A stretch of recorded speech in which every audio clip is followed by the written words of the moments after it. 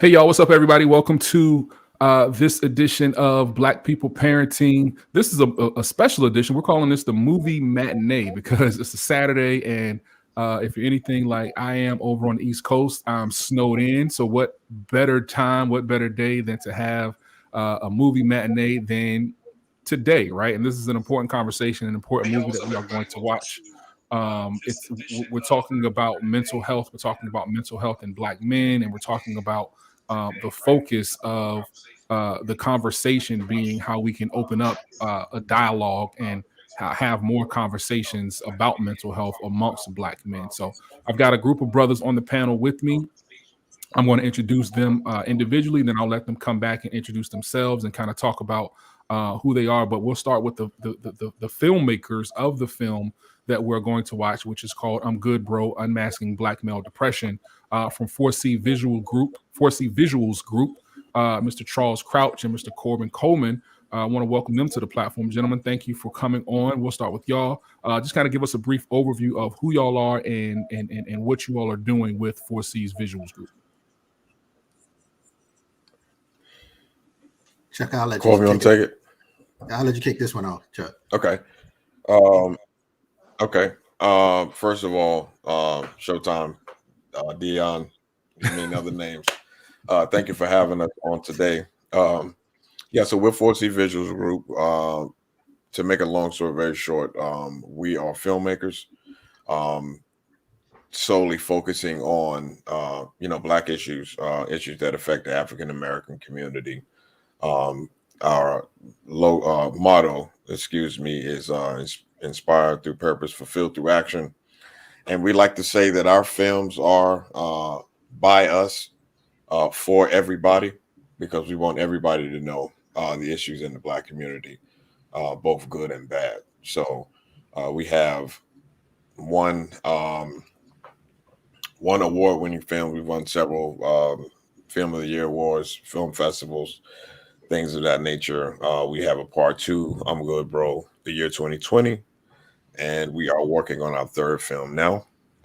And again, man, we appreciate the opportunity to be able to come on. Dope. Corbin, you want to add to that? Yeah, so I am Corbin Coleman, the other half of 4C Visuals Group, and like Chuck said, we're thankful for this opportunity to show this film today. We've been in, like he said, we've been in several film festivals, and just last week we just got accepted to the LA Black Film Festival, so we're excited about that one.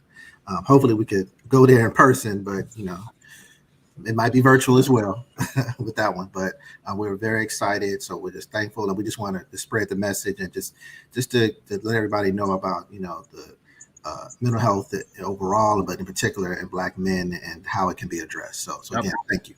Absolutely. Somebody just asked in the comments, did this just come on? And the answer is yes. We're just getting started. We haven't started streaming the movie yet. So if you're just joining us, feel free to hit the share button, hit the like button. And if you want us to see your name on the comments, just go out and come back in if you're on Facebook and give StreamYard access to comment on Facebook. So but yes, we are just getting started right now. So next up, Dr. Anthony Andrews. Dr. Andrews, how are you doing today, sir? I'm well. I hope everybody else is. Yeah. I'm glad to be here on such an important topic. But to give a little bit about myself, I am a psychotherapist and a professor in the graduate level of a counseling program. I specialize in trauma-informed care and addictions as well. So, I'm glad to be here to talk about such an important issue, especially amongst African American males, because it's my goal. I try to advocate as much as I can to try to get us in these counseling spaces. So I'm glad to be here. And you're also a heck of a videographer also? A little bit. Just throw that out there. Yeah, I dive into it a little bit. I'd be like these below. He's a hell of a guy behind that camera, man. He get busy. I appreciate it. Absolutely. Next in line, my good brother, Sam Logan III, Reverend Sam Logan III. Is that correct, sir? That is correct, sir. And I just cursed before I introduced you. I apologize. I'm sorry. Forgive me. It's all good, my brother. Hey, good afternoon, everybody. My name is Sam Logan III, and I am a pastor in Chesapeake, Virginia, pastor of New Hope Baptist Church. I've been working with that congregation for 12 years. I'm bivocational, so not only do I pastor, but I'm also a counselor. I've been a school counselor for 21 years at this point, and super excited about today's conversation. Absolutely. And I like to tell people that outside of my family, Sam Logan has probably known me longer than anybody else in the world. I'm talking about since I was 4 years old, and he was probably, what, 7 or something like that? 8. 7, 8. Yeah. So Sam and his family have known me longer than anybody else in the world outside of my family. Yeah. So super important conversation. Glad all of these brothers could be here. And I think it's important that we have this conversation amongst men.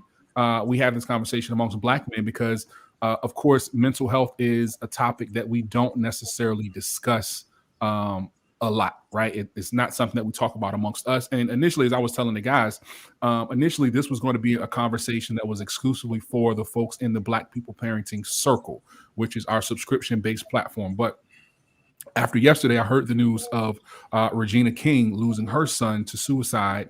I decided that it just was a much better decision to have this conversation on a broader spectrum and to talk about this conversation so as many people can get this information as possible. I don't want this conversation to be exclusive to just one group or one set of people. I want it to be inclusive of everyone within the Black People Parenting group. And I want us to be able to spread this message and to spread this information to as many people as possible, because the end goal is to have these conversations amongst Black men and have these conversations so Black men feel comfortable talking about their mental health, right? So they feel comfortable going to a therapist like Dr. Andrews, so they feel comfortable having certain conversations with the pastor like Reverend Logan to say, hey, pastor, I may not feel like I normally feel, on a regular basis, but I come to church and I'm praying, but something still ain't right. So what should I do? Right. So as Black men, a lot of times we don't have those conversations enough. So I wanted to create this space for us to do that and for us to have just an open conversation. I told the guys, I said, I didn't prepare any questions. We're going to have an organic conversation where I'm just going to steer the conversation wherever the Spirit leads me, to be quite frank. So we'll get started with the movie screening. The movie screening is about 55 minutes long. Please hit the share button, hit the like button, let all of the people know in the Black People Parenting Facebook group that this is going on. These are two filmmakers who are from North Carolina. Both of y'all are from Durham, right? Corbin and Charles. Both of y'all are from Durham? Raleigh. Both of y'all. No, I'm from Winston. I'm Raleigh from Winston-Salem. Okay. So these are two filmmakers from the state of North Carolina, and just happy to have this conversation and have this dialogue. So without any further ado, we're going to start the movie and we're going to stream it. And then once the stream is complete, then we will come back and we will have a conversation about the film. If you have any type of questions or comments, make sure that you leave those questions and comments inside of the chat. If you want to ask questions of anybody on the panel, feel free to leave that inside the chat. And we'll get to it once the film is done. All right. So we're going to go ahead and start the movie right about now.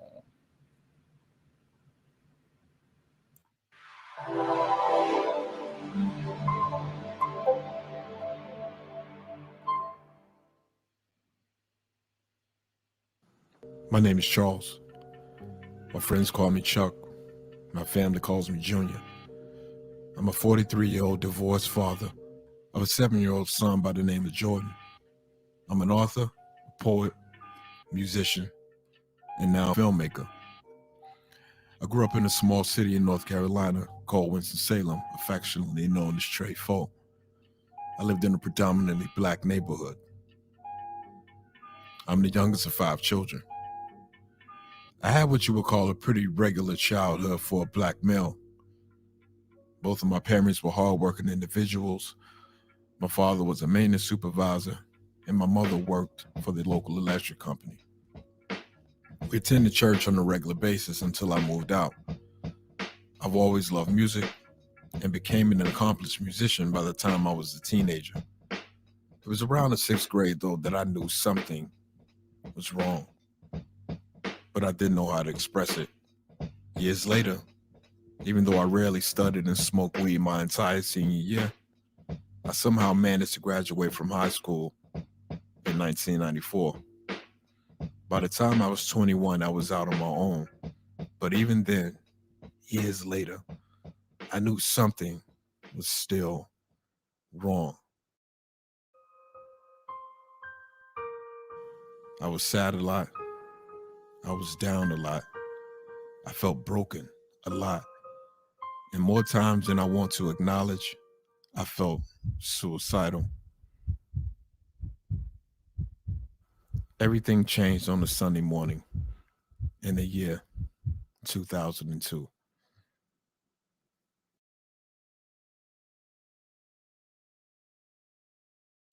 I would say I was in middle school when I kind of knew that something was wrong. I would just get sad for no reason for like very long periods of time. I would come home from school and go out and play. And I think back then, because it wasn't a prevalent issue, or the attention was not put on it back then as it is now. My parents, they didn't really notice anything wrong. And you got to understand, I mean, they were consumed with bills and stuff like that. So it may have been a thing where they just didn't notice. But that was when I knew then that something was wrong. But I mean, as a kid, as a teenager, you just think, you know, it's just me being sad. Depression is not a character flaw. Depression is real. Something is going on in your brain that is imbalanced. So you can't just kind of pull yourself out of this. You need support. Sometimes you need medication, and you need real coping strategies that could work for you. The reality is most of our kids have not been adequately either diagnosed, or they've not been in spaces where we can adequately say, specifically speaking to that. I think that it's a lot of young Black males today that things that we have tried to discipline, things that we have tried to pray over, things that we have tried to just kind of like wave off as like just mood, or just some levels of just being not connected and not want to deal with us or whatever, I think has been some serious issues. I remember when the moment in my life where I kind of knew that something was wrong. And that would be, I was in the 6th grade. And I would just I went through a long period of time where I was just sad all the time. And I didn't know why. I didn't know why. All I knew was that, I mean, this went on for like months. And because depression was not as relevant a subject as it is now, back then you just think, I know, puberty, whatever, you just, I was just sad. But like, I remember going through a very, very, very deep period of sadness. Do you recall a moment in time when you had like when depression hit you and it was just so devastating that not only did, of course, you notice, but other people around you noticed? Yeah. I think that was when I was 26, and which was actually the year that I was officially diagnosed. But I was 26 years old, and this had went on for about 3 weeks. The young lady I was dating at the time noticed, and it was at that point to where I was like, okay, I need to go get some help. I distinctly remember, I was driving my car, and I was going this way, and the ambulance was coming this way with the lights on, and so it was coming this way, and I was getting ready to make a left turn, and I distinctly just heard a voice say, "Turn in front of the ambulance." And it was at that point I was like, "Whoa, this isn't normal." And I think it was the next day, actually, that I admitted myself and to the hospital to seek treatment, because it was, that scared me, because I had never heard that before.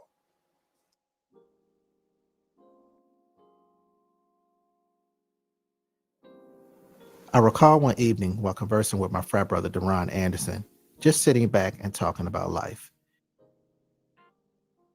He shared his story about when he suffered from depression. I've known Deron Anderson for about 20 years. We met in college. Deron, his wife, Trishawn, and their 2 kids, Lillian and Maximus, moved to North Carolina a few years back.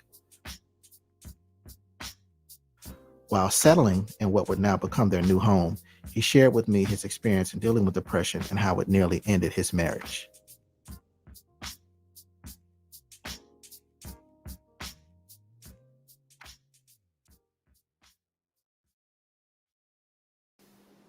So tell us when you first recall your first episode of depression. Ooh, recall my first episode of depression. It was actually right after I moved, right after I got married. My wife and I, we moved to Indiana. Got married. 3 days later, drove 33 hours to Indiana. Got to Indiana, and we were excited. We just married, and we had a lot of issues that we had to address, but didn't. We're a new couple, and we got married, and we were just ready to live our lives. We moved to Indiana so we can because my wife wanted to pursue her PhD, so I went to support her. But I didn't really have an idea of what I wanted to do when I got there. So while she was going to school, I was just trying to figure things out, trying to just figure myself out. I just left California, had my little Benz, had my apartment. I was good. And I got married and things kind of went another way. She started going to school, going to classes, and I was just sitting at home, just not really doing anything. And I started really getting sad, like all the time. Like I was just sad, having bad days, being upset with her. And I was like, what is going on with me? And I think that's when I started to realize like something isn't right. Like I'm too sad too much. So I would say right after I got married, that's when it actually began. After several months of not being able to find work, Deron, who at the time held a master's degree, decided to swallow his pride and get a job at the local McDonald's. This is where his life would change forever.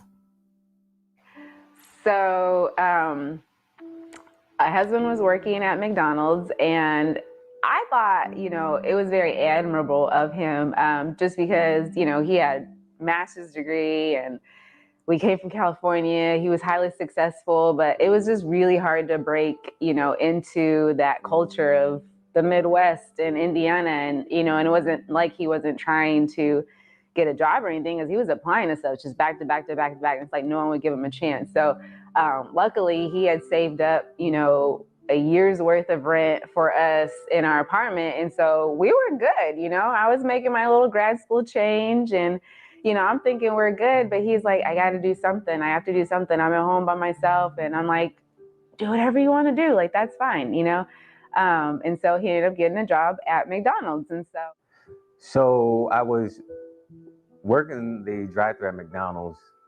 By the way, some of the meanest people eat at McDonald's, but I was in their drive-thru, and I was working the drive-thru, and I heard this voice over my microphone. It sounded familiar, but I didn't really take no mind to it. There's a lot of people that, maybe from our church that came there, and I've seen them a few times. That didn't really bother me, but a car approached. He was at work that morning, and I was like, I'm gonna go surprise him, thinking I'm like being that supportive wife, and we're gonna have a good time, we're gonna have a good laugh about this. He's gonna have me my McFlurry or whatever I was ordering. And so I did, like I ordered, I'm all geeked and happy, and I can see him. He was like at the second window, and he was like smiling and laughing with his coworkers, and I was like, okay, it's gonna be a good day. And so I pulled up, to the window, and I turned, and it was my wife. And man, when I tell you that I broke, like I've never, ever, ever to this day felt anything like that. I mean, for me, I was embarrassed, you know, because my wife, she knew I worked for McDonald's, but she never actually, you know, seen me at work. You know, she seen me in my uniform, but she never actually seen me there.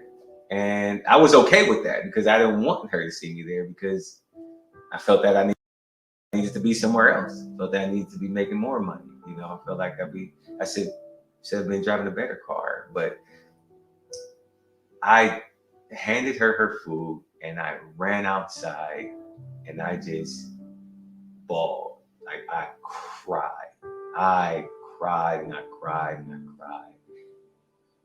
And I came back into work, and my supervisor, she asked me if I was okay, and I said I can't be here anymore, and I left.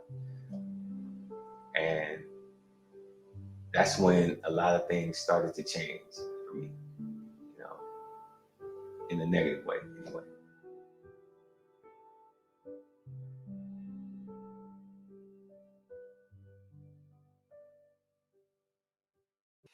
African American men don't know exactly what they're dealing with. So you may be irritable. You may not feel like getting out of bed today. You may lack motivation. You may not feel like hanging out with your friends or being around family. Those are all symptoms of depression, but because we're not aware of what depression looks like, we just don't address it. He just gave me this look. It was just this blank stare, and you know, his face got all red and his eyes got all red, and then, you know, he kind of like curls his mouth up when he started to get emotional, and he handed me my bag and walked away. And I was like, this is not the reaction I was looking for. I was thinking we were gonna, you know, have a good laugh and thank you for coming to McDonald's and have a good day and all this, and it just wasn't that way at all. And I just felt horrible. I just did, because I didn't know what to do. Like, here I am, like trying to support. I know it's not the ideal situation. I'm trying to make lemons out of lemonade, lemonade out of lemons. And that just didn't happen. And so at that point, I'm just like, I'm at a loss. Like, I don't know what else to do. I was mad at her, but I was actually mad at myself. I was embarrassed for myself. I didn't really care about how I dressed. I mean, I didn't shave. I didn't get haircuts. I walked around in my robe. Every time my wife came in, I had something to argue about, something, you know, whether, you know, I even accused her of cheating on me, you know, with some of her PhD friends. And this was ongoing, you know, for months. And eventually it got to the point where I had a lot of time on my hands. You know, I had a lot of time. I mean, I went to work for like 4 or 5 hours. Okay. I came home. I didn't even look for a job. I didn't care anymore, you know, and I just started to just have a long time.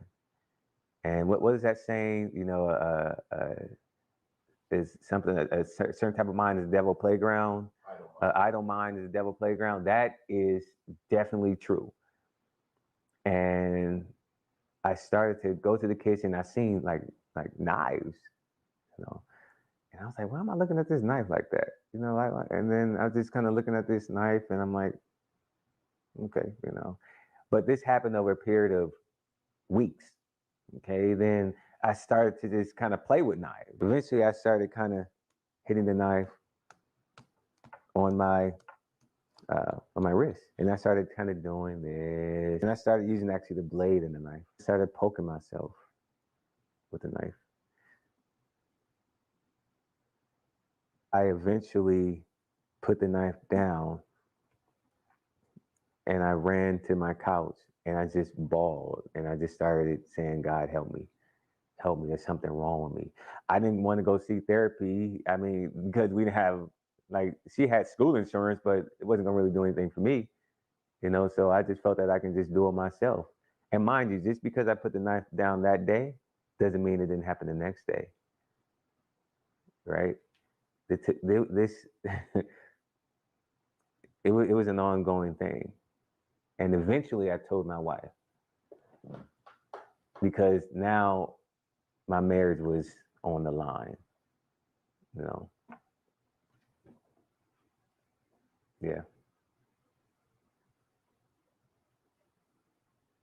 You know, in my ignorance, I'm thinking, okay, depression is for people that live in mental institutions or people that have mental disabilities or mental disorders. And this can't be him because he's successful and he's my husband. And I ain't married nobody with, you know, depression. But then, you know, just thinking back on all the times that we have had where I'd come home and he was crying or, you know, upset about something or just arguing with me or accusing me of things that I didn't do. And I'm like, I'm just trying to be here.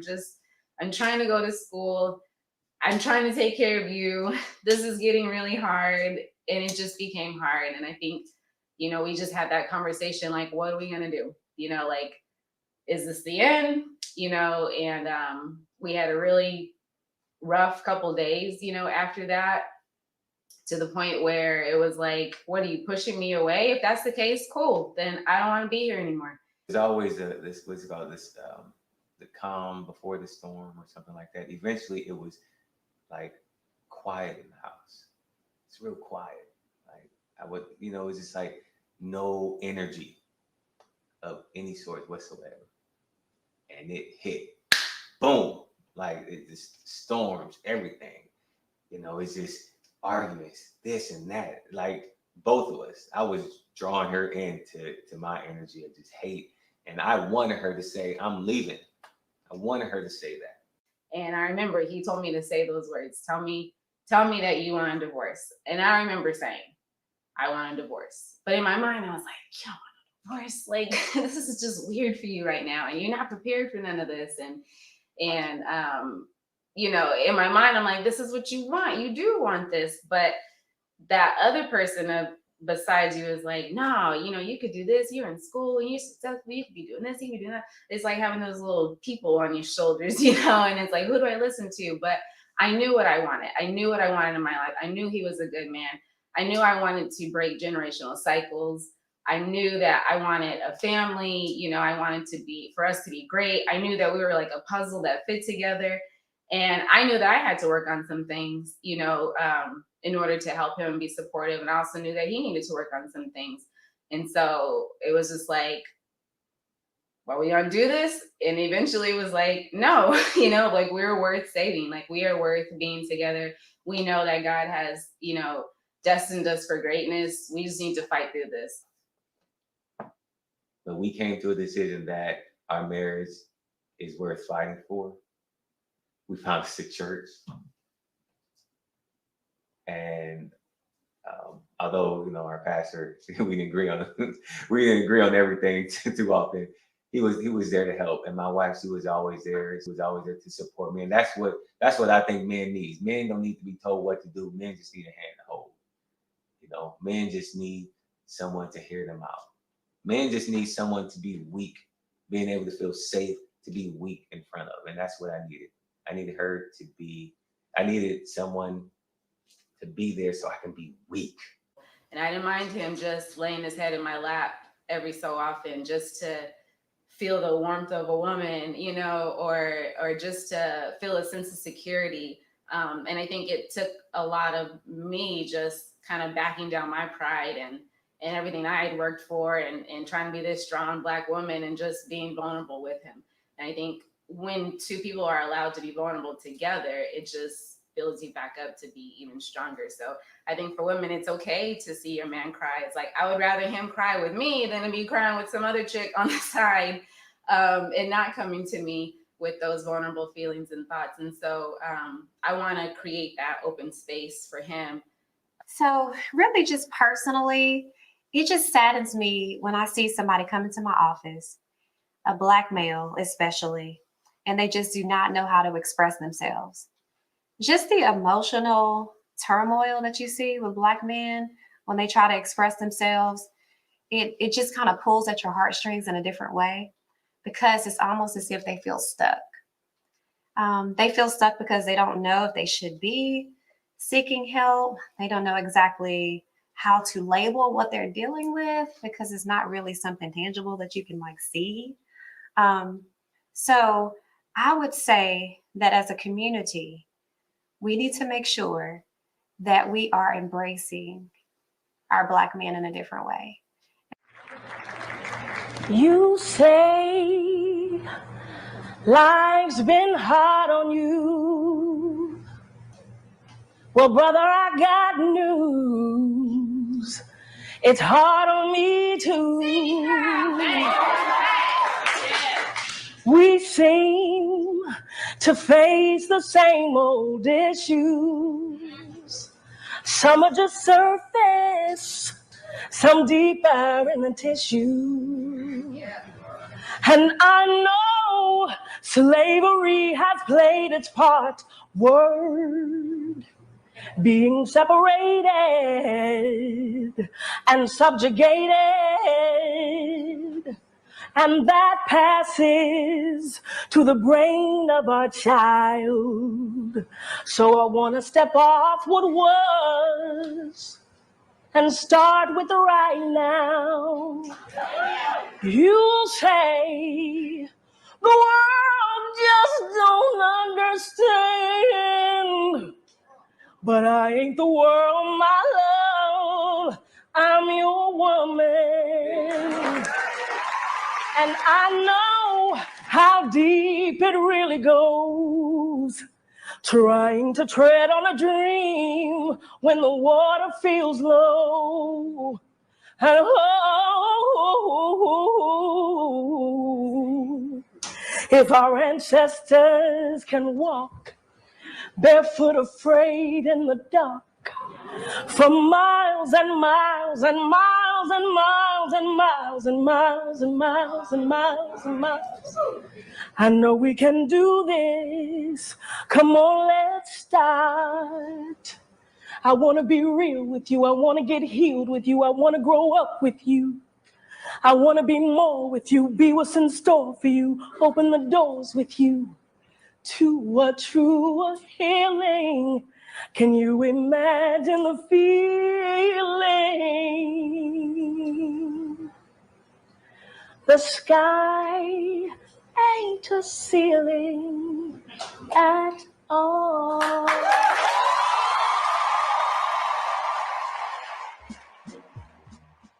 When we first started working on this documentary, I knew that I wanted to talk to a couple of the guys that I grew up with. One of those dudes happened to be my man, Lamont Joe. Lamont and I both grew up on the north side of Winston-Salem. Went to high school together and also played basketball at the same rec from time to time. After doing a few stints in prison and racking up a few felonies, Lamont decided to turn his life around. Now working on his master's degree in counseling, I knew Lamont would be a good resource for us to talk about how depression plays a role in men that have been in prison and also people in everyday life. Corbin and I took a trip one Saturday just to go chop it up with my man Lamont.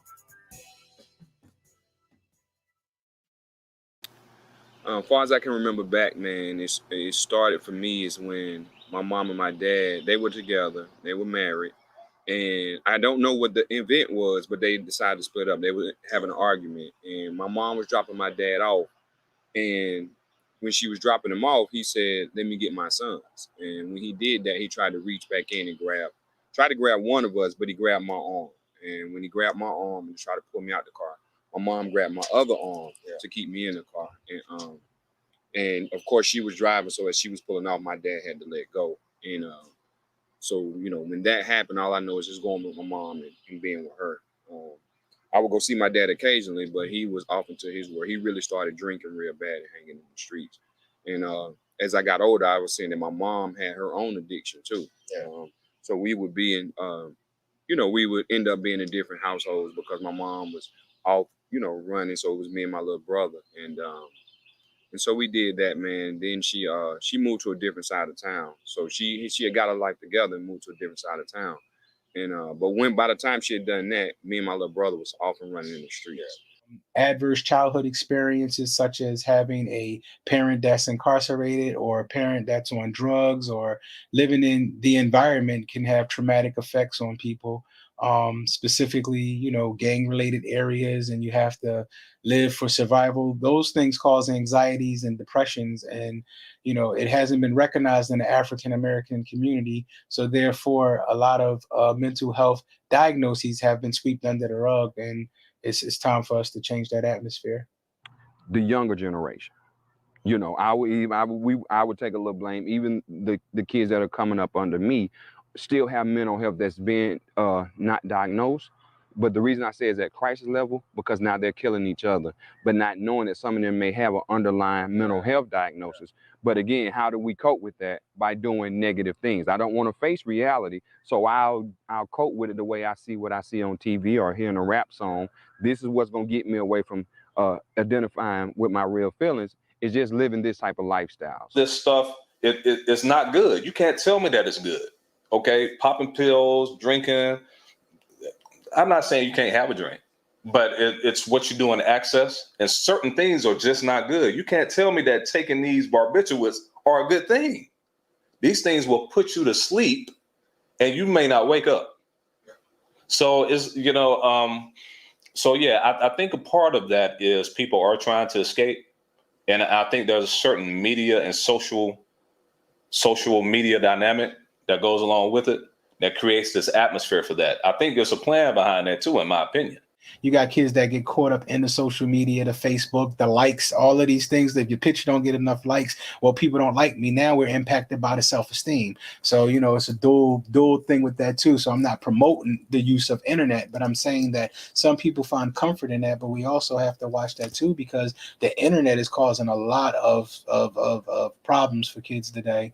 And whether it's being bullied, whether they're being teased, whether, you know, my self-esteem is being impacted because people not liking my picture, how many friends I have, you know, all of those things contribute to the way that, you know, a person feels. Most black men have three types of dudes in their life. You got your friends, you got your homies, and then you got your brothers. Bron O'Gary happens to be my brother. I met Bron back in 2005 while working in corporate America. And though we initially bonded on a musical level, Bron has become one of the closest friends I have. We talk music, we talk life, we talk politics, we talk religion, we talk sports, and pretty much anything. Bron is not only one of my son's favorite uncles, he's probably one of the most intelligent men I know. I wanted Bron to come on this documentary and speak about a number of things, but most importantly, the effects that corporate America can have on a black man's mental health, the current administration, and other things.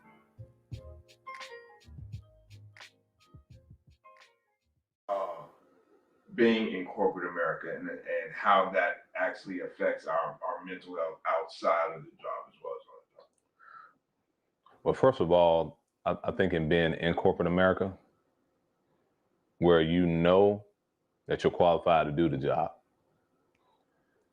you still feel like you have to be better. You never feel that what you do is good enough. Always feel like you have to be better. And I say that because there's this atmosphere in corporate America that lingers that says, well, the reason you have this job amongst a lot of your white counterparts is because you're black, because they have to show that there's some diversity here. So first of all, that's why you're here. Like there's this thing sometimes maybe that kind of lingers that's why you're there, and it's not because you're qualified. But you know deep down inside that not only are you qualified, but you're more qualified. Then when you get there and you find out that you're even more qualified than some people that may be even above you, but there are certain aspects that show you that they're not going to promote you. Like there are certain things that are going around you where you know that really you should be a level above where you're at that time, but you keep getting passed over for promotion, or they don't look to promote you, or they're looking elsewhere. So you feel that, but then also you feel that if it comes to speaking out on a certain issue, it comes to speaking out on unfairness, it comes to speaking out on character and integrity, that you have to watch how you speak, because you don't want people to think what is already in probably a lot of people's mind, that you're the typical angry Black male. So the way you carry yourself has some apprehension, which you should never have to worry about, okay, if I speak up, that I may sound like a typical Black man, typical angry Black male. So I don't even want to speak up on the issues. You know, I tell people, you know, I don't think the average person really understands the amount of restraint that us as Black men have to exercise on a daily basis.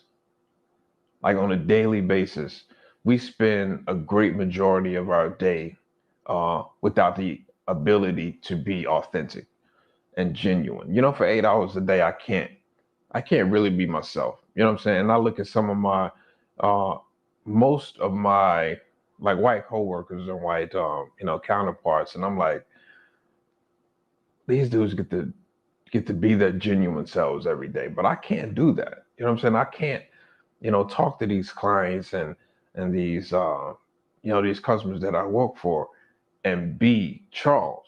You know, so I have to transform every day. We're going to rebuild our inner cities because our African-American communities are absolutely in the worst shape that they've ever been in before, ever, ever, ever. You take a look at the inner cities, you get no education, you get no jobs, you get shot walking down the street. In this current political climate, since Trump AD, so to speak, people have gotten very bold with these type of things. So that puts added pressure on Black men. Not only the pressure of, okay, where does that leave us now? Because now we know how people really feel about us. But if we act in a certain manner, well, we knew they were going to act that way anyway. The angry Black man syndrome. So it's like, okay, should I speak up, or should I just lay low and not say anything? Because they think we're going to be angry and going to respond that way anyway. So that puts added pressure, not only because we think that people are against us because they're showing that they're against us, but also if we act a certain way, we have to be guarded in that manner too. So it's like a catch-22, in my opinion. So it was, I thought about something the other day. I was watching the news, and a lot of like my friends and people close to me, they may come to the house. They always tell me that I watch too much news. Corbin even tells me that actually. But with the political climate that's happening today, I was watching the news the other day, and it just dawned on me that it was really depressing, just to see the blatant, racism and, hate, that's coming from this particular administration. And even with that, you start to, look at those characteristics and stuff, and you see how it's emboldening, a lot of people to kind of come out of their racist closet. And so I made this post on Facebook. And, I said, this administration is really it's kind of causing me to go into a depression, and some of the same, people that were, that particularly, comment on my stuff on a regular basis was saying that they had kind of experienced that as well.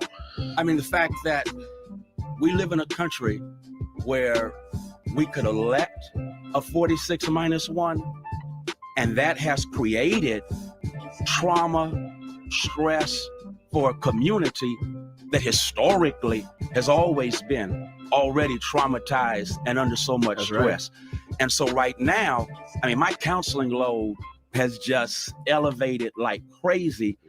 And when I think about it, a lot that is behind it is the kind of nation we live in right now. And we're in the United States of anxiety as we speak. I've been in this practice. I've been doing therapy for 12 years and I'm very successful at what I do and I help people. But when I get in my car and I drive down the street and I see Mr. Police Officer on the side, I go straight to my rear view mirror, and for about 4 blocks, I'm looking in that rear view mirror at the risk of not seeing what's in front of me. You know, I'm driving, but I'm so much focused on in my rear view. Is he about to pull me over? Here it is. I'm not a criminal. I'm not engaged in any criminal activity, but just the sight of a police officer triggers anxiety for me because he's going to pull me over for something. Then when we get off of work or when we leave the office after dealing with that stuff, so you deal with all those added dimensions, and then you get off work or get away from your occupation or career, and then you come home and deal with stuff, or you deal with stuff out in the world off the job. And so it's just added stress, added pressure, added impact to your life. And notwithstanding if you're dealing with some health issues. So that just adds to it. And so it's a lot to have to fight. Man, we've been fighting for a long time. And it seems like in 2019, about to be 2020, man. It's about to be 2020. We're still dealing with some of these same issues that should have been gone a long time ago. It just does not make sense at all. I mean, it seems like it's conjuring up. Yeah. Seems like we're starting over, like we're going back to early 19th century or something like that. I think that Black male depression is the most common mental disorder that Black men are plagued with today here in North America and abroad. And I think that when you look at Black male depression or anything, you got to go to the root of the problem. For every cause, there's an effect. And I think a lot of Black men suffer from post-slavery, from 400 years plus to the present. There's a lot of things that affect Black men because of that. Of course, you got to think about it. If we were brought over or slavery was brought over, you know, they went through the depression that they went through, having to, you know, live through slavery. And then that was just passed down through generation. And again, mental health was not diagnosed or looked at or even thought about back then. But that's just being passed down and passed down. So if I went through it and I'm raising my son, but I don't know what I'm doing, I'm raising my son that way. When he have a son, he's going to do it when that son. So yes, I feel like it's being passed down from slavery. A lot of times Black males have to deal with what's called historical trauma. So historical trauma stem from slavery. So what we know during slavery is that African-American males were treated as if they were property. They had no control over anything in those times. And if you think about how that relates to even current times, it's still some of those same dynamics. Many Black men such as myself grew up in the Black church. Every Sunday morning, whether we wanted to or not, we had to go. It was tradition, and it was supposedly the right thing to do. Some of us were young musicians, some of us were on the junior usher board, and some of us were on the youth choir. Some of us eventually strayed away from the church, while others went on to become deacons, ministers, and even some pastors. I've often asked myself over the years if the church failed Black men in relation to dealing with their mental health and their emotions properly. Black churches are typically places filled with high emotion and a high level of feminine energy, while the men sit on the boards, count the money, and maintain the foundation of the edifice. In psychology, there are psychiatrists and whatnot. They will tell you that churches probably see 300% more as many patients as they see. And so, particularly speaking, I think that for us to be one of the largest containers of Black men in America, we're totally missing that. And I think that oftentimes most of the leadership is not adequately dealt with their own emotions. So I think automatically we're not even in the reality of it. I was just listening to a podcast talking about 10 reasons why women make better pastors. Women are nurturers. women actually have the capacity to see when you're actually hurting. Men, particularly, we're going to get the job done. You know, we're going to check the list off and we're going to go home and take a nap. I mean, the reality, we're totally missing the emotional piece. And I will even say, even in the spaces that I've been with men, even in men's meetings and men's retreats, we totally go at the actual act of sin. We actually go at, we never really talk about what may have allowed those things to happen. We never really talk about, you know, and the Bible says, you know, as a man thinketh in his heart, so is he. We really don't talk about how he thinks about himself, right? We really never engage that. And what we're really trying to get at is, don't think on this, don't think on that, don't think on this. But the reality is there's some other things behind there. The church talks a lot about relying on God, especially Christianity. So relying on God, looking up to that higher power, seeking him, you know, giving everything to this higher power, and eventually you'll start to feel better, or that should heal you, or praying. But at the same time, we need to make sure that we're not dismissing treatments that are actually successful, such as medication management. So it's okay if you pray and you seek help from a higher power, but if you need medication like antidepressants, then you need to be prescribed those, and you need to take those, and you need to follow up with treatment. You think the church is doing enough? I believe they are, but what I seen even down at this conference, we went to the church that Martin Luther King's father was a pastor at, and this was the first time for me personally that I seen a pastor that was also a therapist. Wow. So I think that the churches are doing what they can, but I think now with the heightened awareness of depression in the Black community, there are starting to be therapists. They're starting to put that therapy piece with the church. And I think with the church being receptive of that, is saying, because I think the old tradition was just pray about it. Don't get me wrong. Some people did the whoop about it. Then some people say, hey, just pray about your depression or whatever mental health you're going through. They got to pray it out of you. But now they're saying that that's just not so. It's just not that easy. You know, if you pray, but then you don't do anything to work on your depression, take your mental health. I mean, take your medication, you know, do some insight, do some reflecting, you know, really try to manage it with both of them. No offense to the churches, but the prayer just not alone is not going to work. So yes, I think they're doing what they can and doing, but now I think with them being receptive to say, hey, we do need a therapy piece to this so that the person can work on it, and with the help of medication. Again, I know me, medication was frowned upon. I don't want to take no meds. You know what I'm saying? Nah, they trying to just give meds. Don't get me wrong. We definitely understand that there are some bad physicians, but medication will help. So I think with the church saying, hey, we need therapy. Hey, let's be open to taking medication. Now, instead of just saying, take the Bible and pray. So I think the church is starting to make that shift to start helping with depression as well. So again, I think that mind state operates from I think there's before and there's after, right? So what we talking about is before. If you look at statistically now in the way that therapy is being accepted, not only in the African American community, but also from a religious standpoint, it's becoming dual. So now I have clients that come in here and their pastor specifically ask them to seek individual counseling. Wow. So I have clients coming here saying, hey, my pastor told me to come in here. So the agreement that we make with those clients in a respectful way, I'm not ordained, so I don't do any biblical references and all that. Now we may use techniques that may have worksheets and stuff that have biblical references, but it's kind of like I stay in my lane and allow the pastor to stay in his lane. So a lot of times we'll co-communicate. We'll do joint conversations, me and a pastor. So I think the trend now, as therapy is becoming more open in the community, that even pastors are understanding and respecting the need to have a trained individual that can help you deal with things from a worldly perspective, because most of their insight is coming from a religious foundation.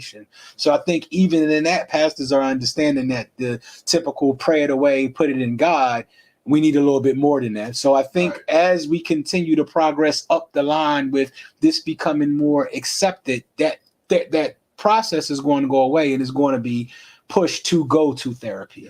And there has been many cases where men have actually come up and said, I dealt with this as a young person, or I dealt with this. And particularly because we are not adequately trained, we're not adequately connected to that reality of how to handle mental health, we kind of we just blow by it, and we say we can pray and we can believe God, and guaranteed you will leave that altar experience the exact same or maybe even worse, because now there's shame in the sense of now I can't even talk to you about it because I don't even feel like you're hearing me. I don't think that we have the ears to hear when people, because we're so champion to what we can do. You know, we're so champion to what we can say that we have done to help this individual. But when this person tells you that that's not helping me, you feel as if since I can't fix it, I don't want to deal with it, right? And it's almost like you're shunned in the ministry. You're kind of pushing this back corner.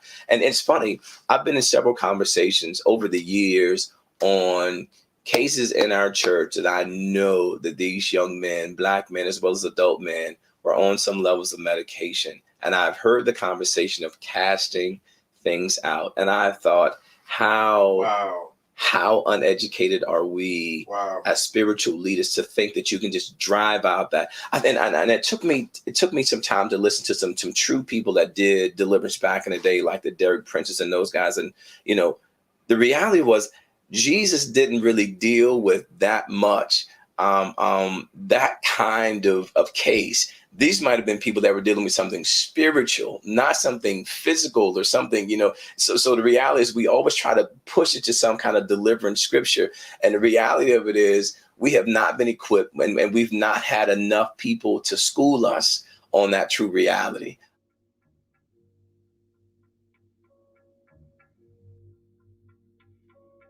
So where does this lead us? Mental illness in the Black community has been largely overlooked, avoided, misdiagnosed, cast off as crazy, and to a certain degree, shunned. Some of us, such as myself, are born with symptoms. Others of us have had traumatic experiences that have reconfigured our chemical makeup just to adapt. Our anxieties are heightened, our hearts are heavy, and our minds are clouded from intermittent episodes of seemingly inescapable peril. Sometimes, the only thing we feel that can make it better is to simply not be able to feel at all.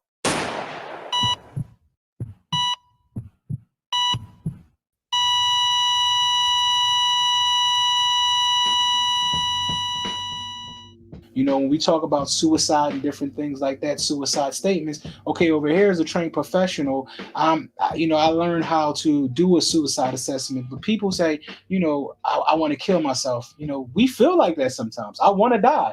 That's a natural feeling. That's, you know, some things happen and you may feel like I just can't take it and I wish I was dead. That doesn't mean that you're suicidal. But that means that something happened in your life that's so traumatic that you would think of not being here, and that needs to be processed. So we think about suicide. Black men are more likely to attempt suicide than white males when they're suffering with depression. They're about 20% more likely to attempt suicide than their white counterparts. And again, because they feel like, okay, I can't get support from church. I can't get the support from my family. They don't believe depression exists. They believe you have to just be stronger, or it's somehow a character flaw. My personal opinion, these is not facts. What I am starting to see is that some people, some Black men especially, are looking at the totality of where society is today and where they fit in or lack thereof of not fitting in. I'm trying to do this, and then as we know, social media, regular media, this is the American dream, the ideal situation. You should be doing this. With a person, a Black man that, hey, for one, they're making it hard for me to accomplish that. And then the chances of me getting there are so slim. So do I even want to try to fight this battle? If I die right now, it might not be such a bad thing. Like, who's going to care? If I die right now at this moment, so be it. I mean, that's the way I felt. And it took a while for me to dig up out of that.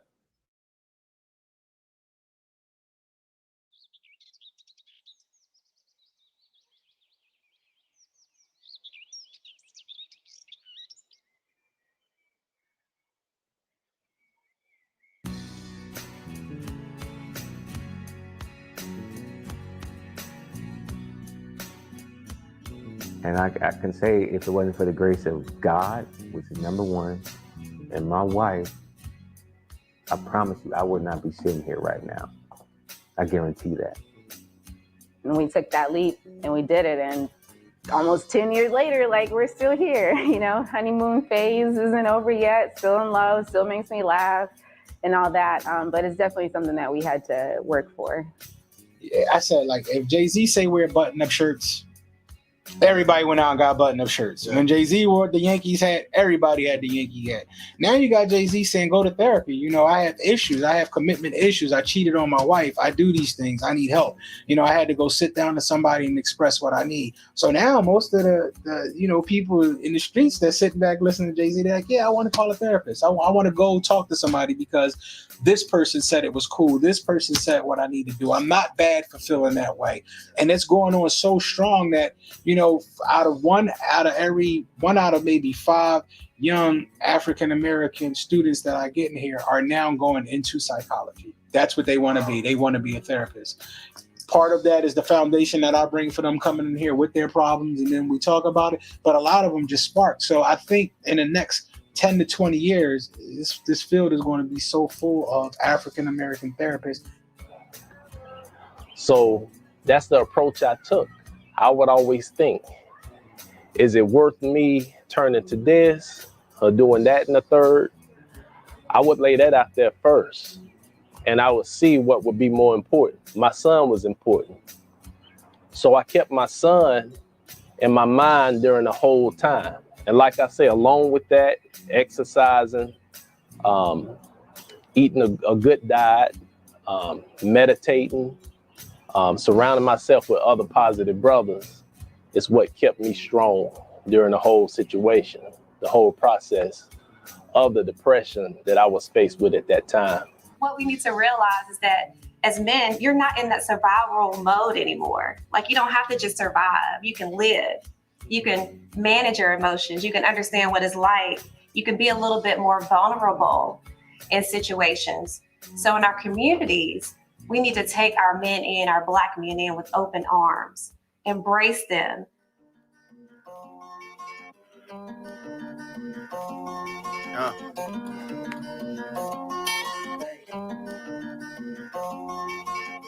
Okay, oh no, first I can't catch a breath. Feel the moisture as I begin to sweat. I start feeling dizzy like my balance left. And now my heart's beating like it's out my chest. It's happening again, it's happening again. But you can't tell nobody, they gonna think you crazy. It's happening again, it's happening again. Just let it pass, boy. You be waking up's a struggle. I used to want to hustle. I used to want the whole world to know that I existed. Now I cuddle in the bed with myself, hoping the phone don't ring.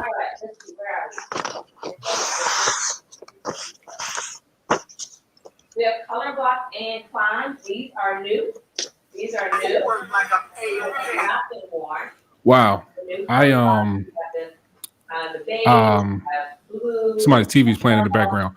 Let me say this, man. I've seen this movie before. Like I said, we have had a similar discussion, and I forgot how dope this movie is. Like, I literally forgot how dope this movie was, and I intentionally didn't rewatch it prior to this because I wanted it to be fresh. I wanted it to be fresh in my mind. So I first and foremost want to thank Charles and Corbin for coming on and allowing us to be able to present this film for the Black People Parenting family and for the Black People Parenting group. I think it was an excellent film, man. And so I want to dive right in. Like, I want to have some discussion about the film and about mental health amongst Black men, because we're getting a lot of comments. People are talking about the film and just talking about some of the content in the film. So I'll first ask this question. I want to make sure we get to Dr. Andrews last on this particular question, and you'll understand why. But Charles, let's start with you. I want to ask you, what does mental illness look like to you? What does it look like?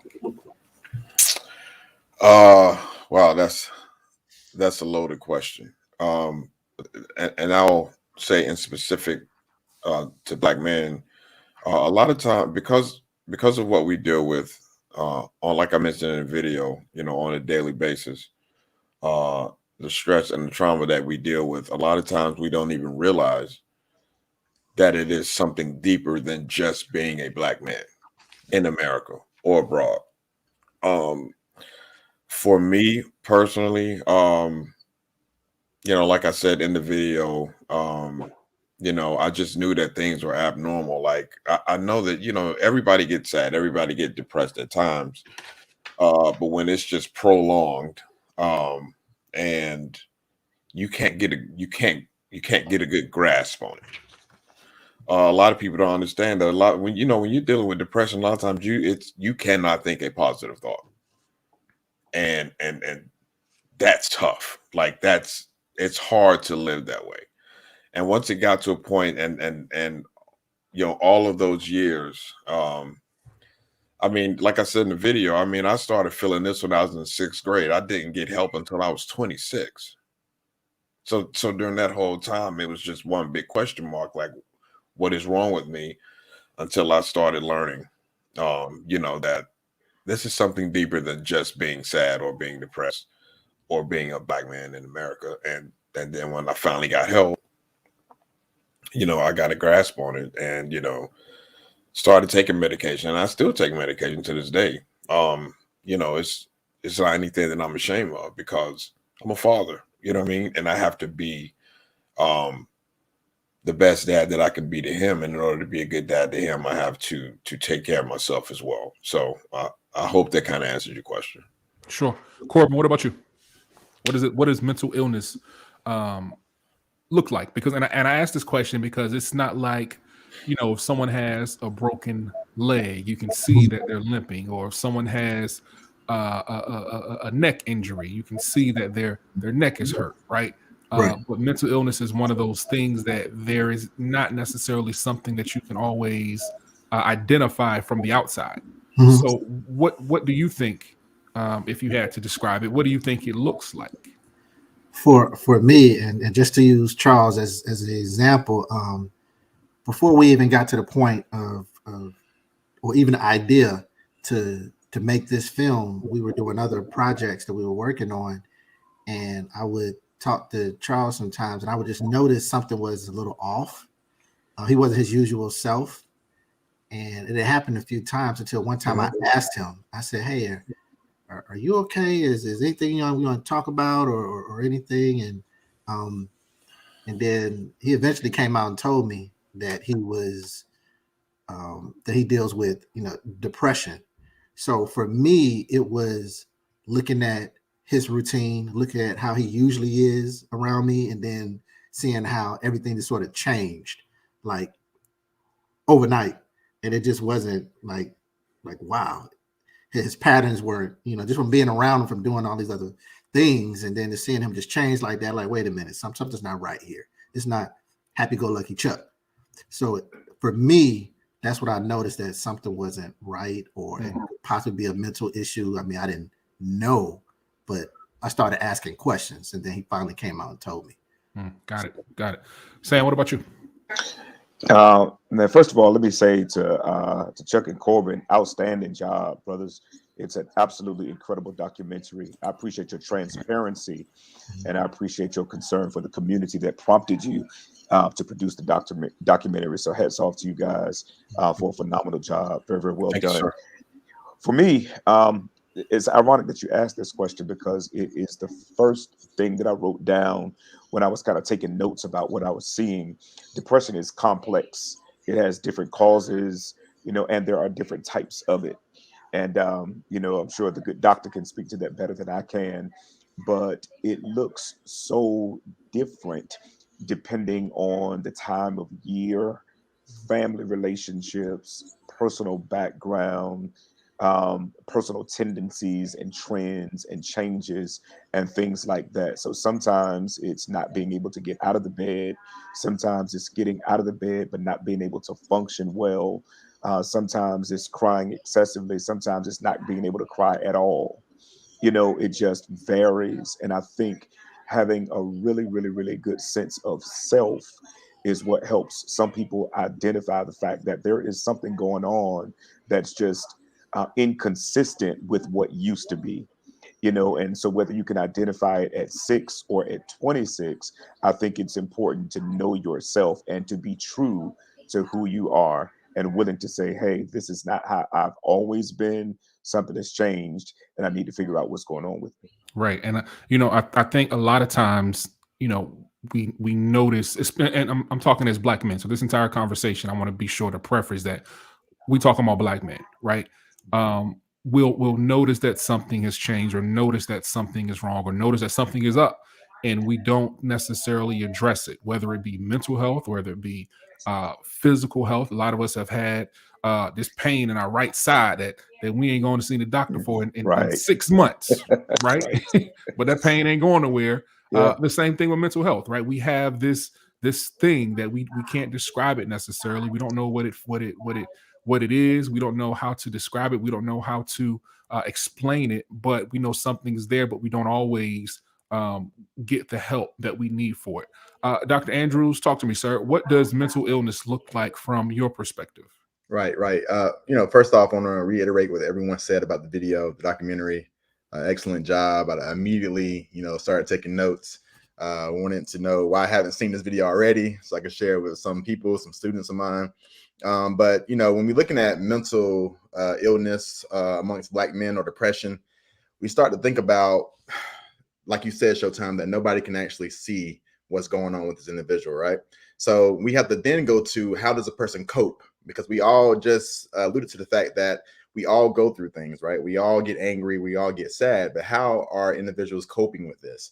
Now, is this person getting more distant than usual? Is this person avoiding places or things or people? What are those other red flags? Are people lashing out at others? We heard individuals in the video talk about from a marriage perspective, to a historical trauma perspective, to incarceration, to corporate America. Is this person lashing out? Do you find your friends smoking more than usual, drinking more than usual? And then, like someone just said about the check-in, you have to have that check-in with self, but you also have to listen to the people who know you best. And if those individuals know you and they recognize something that's off, like you guys just said, then you have to take heed to that and say, well, what is changing about me? And just like the video said, the title of it, I'm good, bro. A lot of Black men are not okay with not being good.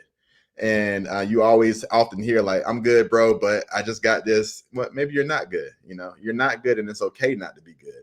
And that's when you have a support circle around you that's going to help you out. And if you don't have that support circle, then it's important to know that, okay, something's off with me. And when you find that, that's when we have to know what to do at that point. If that's to find the help, to talk to somebody, to find somebody in my circle, have some other healthier coping skills other than the ones that may lead to, other symptoms or other diagnoses. And Sona, you mentioned something that I want to touch on. You talked about drinking and smoking, and a lot of times people find ways to cope with their trauma or cope with what they're going through what I like to call self-medicating. And that self-medicating could be found in drugs. It could be found in alcohol. It could be found in women. It could be found in working too hard, right? It could be found in lashing out at our children, right? It could be found in numerous ways, right? Numerous ways that we can figure out, okay, this is what makes me feel good. This is what makes me feel better in the moment. What are some healthy ways or some healthy techniques that you can provide to help folks, to help Black men manage the stress? Because it's a lot of stress being a Black man, right? What are some of the ways that we can manage that stress in a healthier way, as opposed to drinking, smoking, taking an edible, or doing, just doing things that aren't necessarily the healthiest, and that's not going to help us to even resolve the problem, but it's going to make us feel good, quote unquote, in the moment? Right. That's a great question, because a lot of people think that therapy is always the number one answer. And I tell individuals, you may not be at that point. Now, I'm an advocate and I'm biased, so I want everyone to go to therapy, but it may not be the solution for that person in that moment. Some people may need some mindfulness. Some people may need to be introduced to meditation. Others may need to exercise more, to go out with friends, to have a good time, to actually have an outlet for somebody to talk to. These things we have to recognize and to be able to pick up hobbies. I mean, I got into photography just for that. You know, it was therapeutic for me. I like shooting, you know, whether it's nature shoots, maternity shoots. It was real therapeutic for me. So I dove into that hobby for my own, you know, therapeutic field. But you ask a lot of people, you know, what do you do outside of your work? And back to the video, when the brother was talking about, you know, who he was as a man, that Black depression amongst Black men comes with the social pressures, societal pressures of what and who we have to be. And a lot of that is influenced by finances, material things, and status. So, you know, and I've been guilty of this before myself. But if you give all in to material things, job, status, and where you are compared to someone on Instagram or your peers, then somebody can easily strip that from you. And then you feel like you have nothing. And the man in the video was suppressing who he was until his wife saw him at McDonald's. And many people do that all over the world now in our community. So we got to make sure that we are coping in healthy ways. We're getting that stuff out versus diving into those unhealthy practices.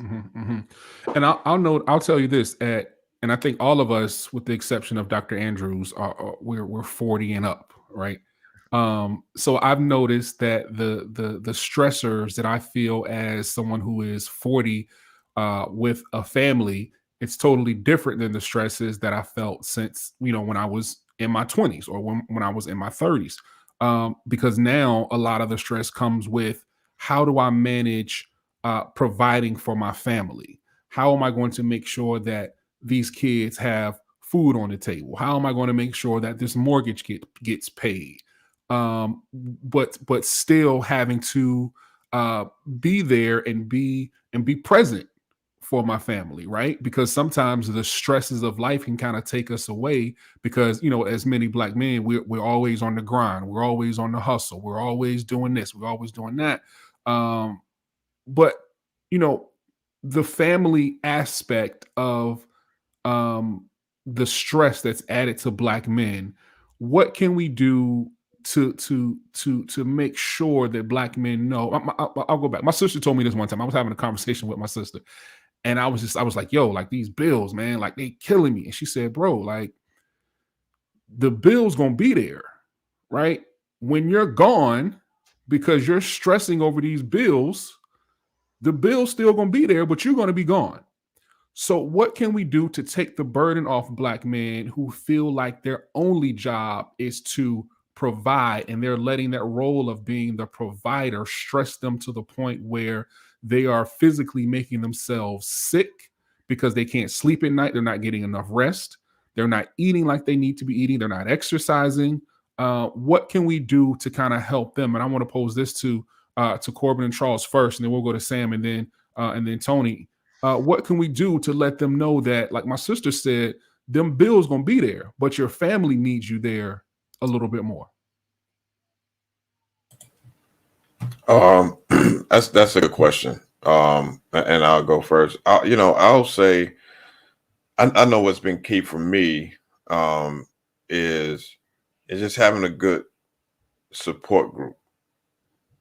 A lot of times it's just talking. And like I said in the video, I said, you know, us as Black men, we got our boys, you know, we got our homies, but then you got your brothers, like those dudes that you can go to, you know, and really talk and cry if you have to, you know what I mean? Just to get stuff out. And that can kind of give you, you know, just like Deron said, you know, a lot of times you need a place just to be, for that moment, just to be able to feel weak. You know what I'm saying? Because society does not allow men really to be weak. So, you know, I would say a good support system, just like Dr. Andrew said, you know, finding those. And it's funny he said photography, because a couple of years ago I got into photography too, and it's really helped me. And I really found out that, hey, this is something I really love to do. You know what I mean? But I know for me, if I could just say one thing, it's just that good support group to, you know, and I ain't talking about, yo, man, I'm depressed.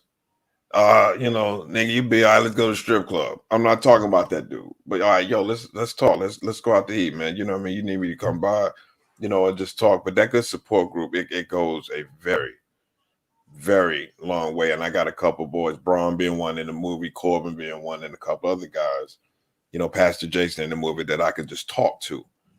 And you never know, you know, in those conversations, you might have some solutions to, you know, to the issues that's weighing you down, be it bills or stress or woman problems or whatever. But just to having that safe haven, that safe place where you can just be vulnerable is tremendously helpful. Sure. It has been helpful for me.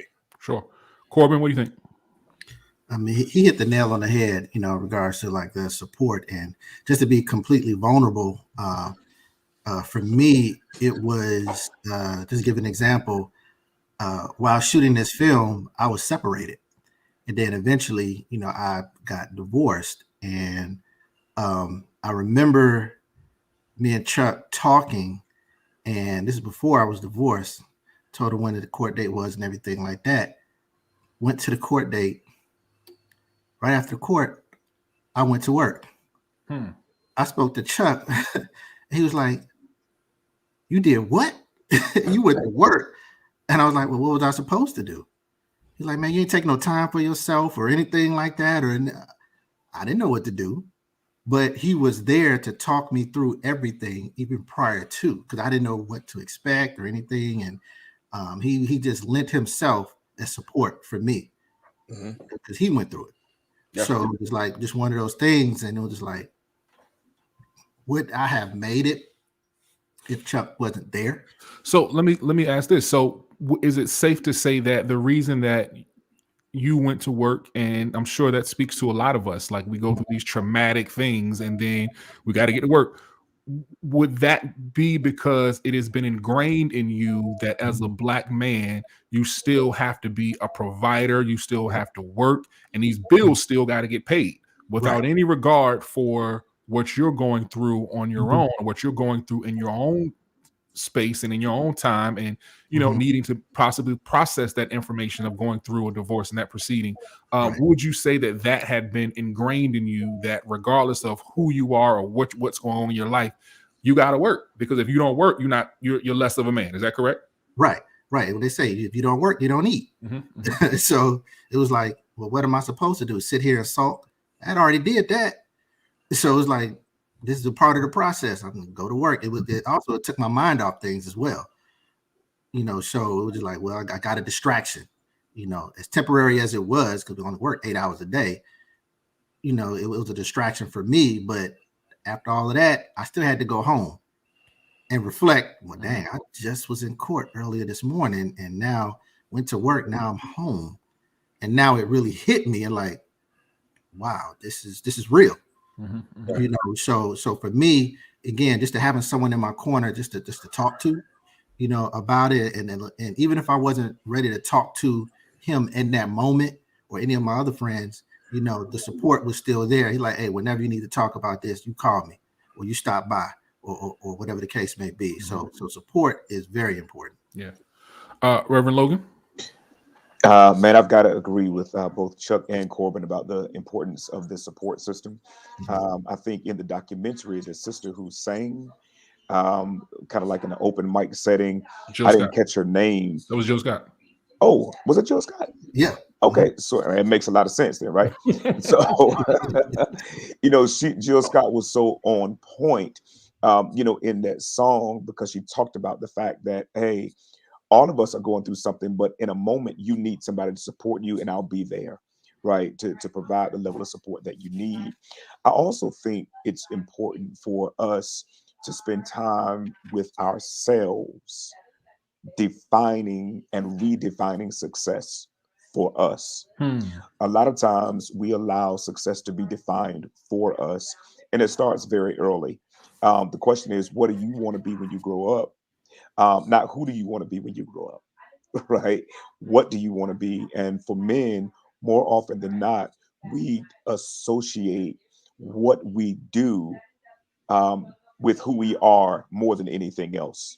Where do you work? What do you do for a living? How do you provide? Those things become determining factors for us. And when any of those things are compromised, what immediately comes into question is who we are. right? So I think at some point we've all got to sit with ourselves and ask ourselves, who am I? Not what do I do? Divorced from what I do, because at some point I'm going to retire. At some point, you're no longer going to be a quarterback. You know, you're no longer going to be the center on the basketball team. You're no longer going to be working, you know, in education. You're no longer going to be a DJ. You're no longer going to be, you know, working at the shipyard. Who are you then? I think it's critical for us to understand that and to define that, and then to work with that reality in mind. When we can define success for ourselves, then we will know when we are moving in that direction.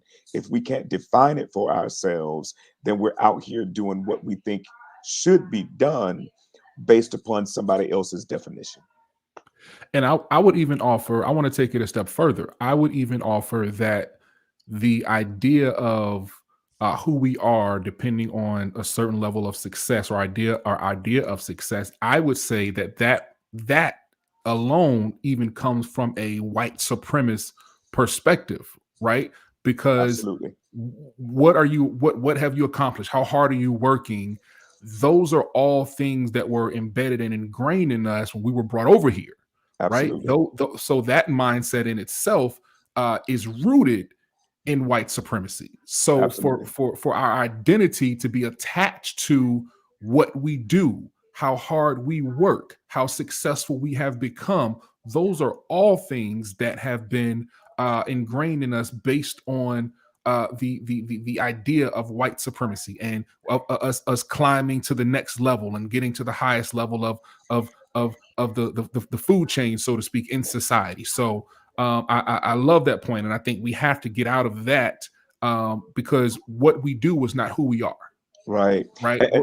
Go ahead. And so if I can just add to that, I think it's critical, and you only realize who you are by spending time separated from the rest. Right. And it becomes clarified sometimes when we spend time with others. But I think, and for me, certainly from a pastoral perspective, that includes spending time with the one who created you. Right. So spending time with the one who should give your life definition because he designed you for a purpose. Spending time with God helps to clarify some things, so that individual time in prayer or in meditation, as was mentioned earlier, for some of us is in exercise by yourself, thinking through some things as you're exercising. I think all of those things, those disciplines, become very, very critical in helping us realize who we are and operating from that center. Yeah, good. Tony, you want to add something to that? Yeah, for sure. You know, it's all about balance. And so let me go back to this interview that Jason Wilson, who the author of Battle Cry, he was on the Breakfast Club, and he spoke about how he was speaking to a lot of Black men, and they shared the same story about when their significant other, their partner, their spouse walks in the room, if they're resting, they jump up and pretend like they're doing something, right? And I work very hard. I know it's caused issues in my marriage because of how hard I've worked in the past. And I recall coming down, my wife coming down to the basement. I have a couch in here, and I said, "Man, I got finished working. I was so tired. I just wanted to rest for a little bit." And I saw her come in. I jumped up just like I had to be doing something.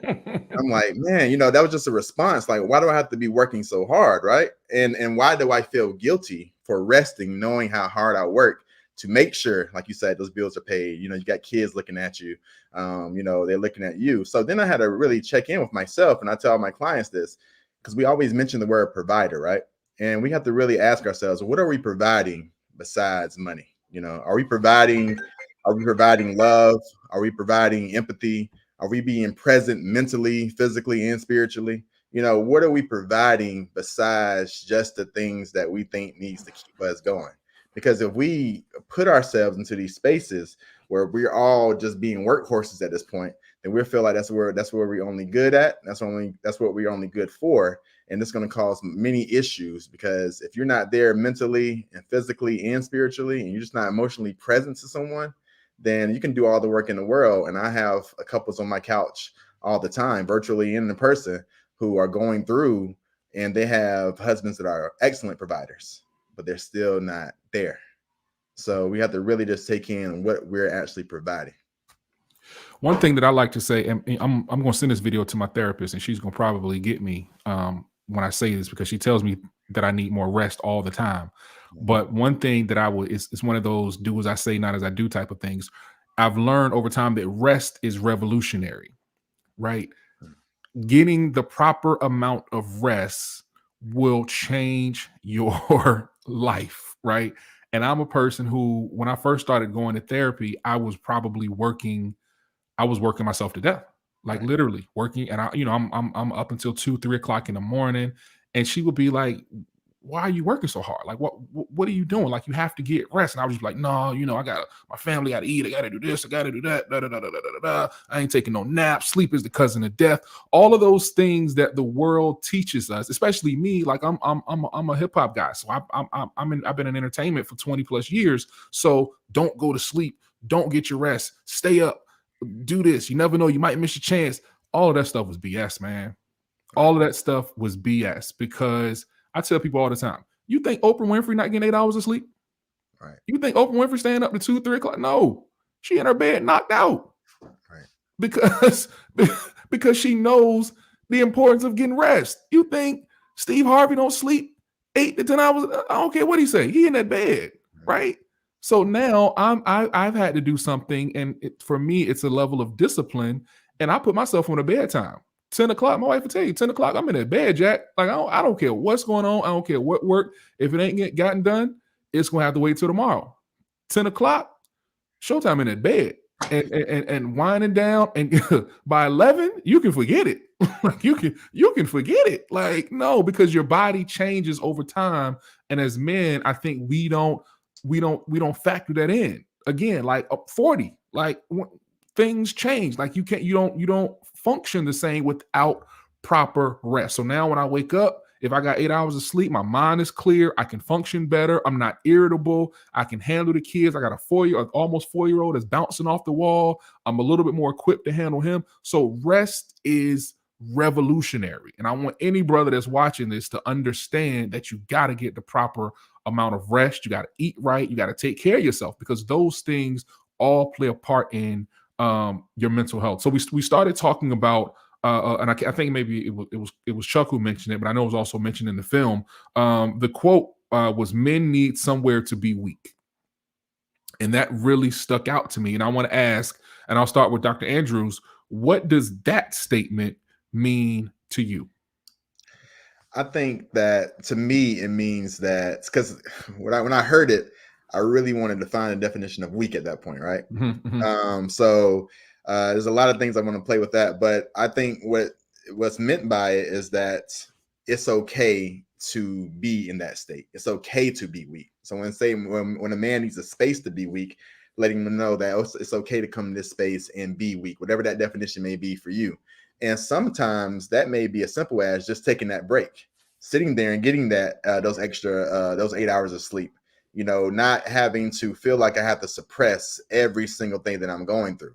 Because the suppression is from a historical slave response, where we're just going out there, we're dealing with whatever we have to deal with, then go back out into the world. And so I listened to the documentary, but I also reflect back on this clip from James Baldwin and Nikki Giovanni, when she said, "Fake it for me." And she said, you go out there, and she said, you play nice with the white man all day, but when you come home to me, I get the worst of you. I get the one that's angry, the one that's lashing out, that's cursing. I get the worst of the worst. And it reminded me of the clip when the guy she said that saw her husband laughing with his coworkers in the line at McDonald's prior. But as soon as she saw him, all hell breaks loose, right? And so she gets the worst of him, versus, lying like she lies, or he may lie to the employers in that corporate space all the time, So it's interesting to me. I heard Sam, what do you think? Yeah. So for me, in that context, weak meant to unmask, right? Men need a place to unmask, because when I'm in the line with my coworkers, sometimes the smile is my mask. When I'm at work, the smile is my mask. Sometimes when I'm in, conversations with the bill collectors, the smile is my mask. Sometimes, unfortunately, we find ourselves in relationships with people who almost require the mask because they don't know how to handle us when we're not wearing one, right? So it's critical that we do find a safe space, a place where we can unmask and it's okay. We don't have to be concerned about hearing about it later. We don't have to be concerned about the judgment that comes along with it. We don't have to be concerned about appearing weak because this is a good place to appear that way. It's safe to do it here. I think it's critical for every man to find that place. And just to give you an example, at our church, a few years before the pandemic started, we started something called Man Cave Monday. So on one Monday a month, any man can come to the church. We gather in a room, completely confidential. What's said in the room stays in the room. Whatever comes up comes out. It's a place for the brothers to unmask, for us to be vulnerable. And we've talked about everything under the sun in that room because there needs to be that safe space. If not, we carry around the stress and we carry around the pressure. And even though it's cliche at this point, it's still true that pressure bursts pipes, right?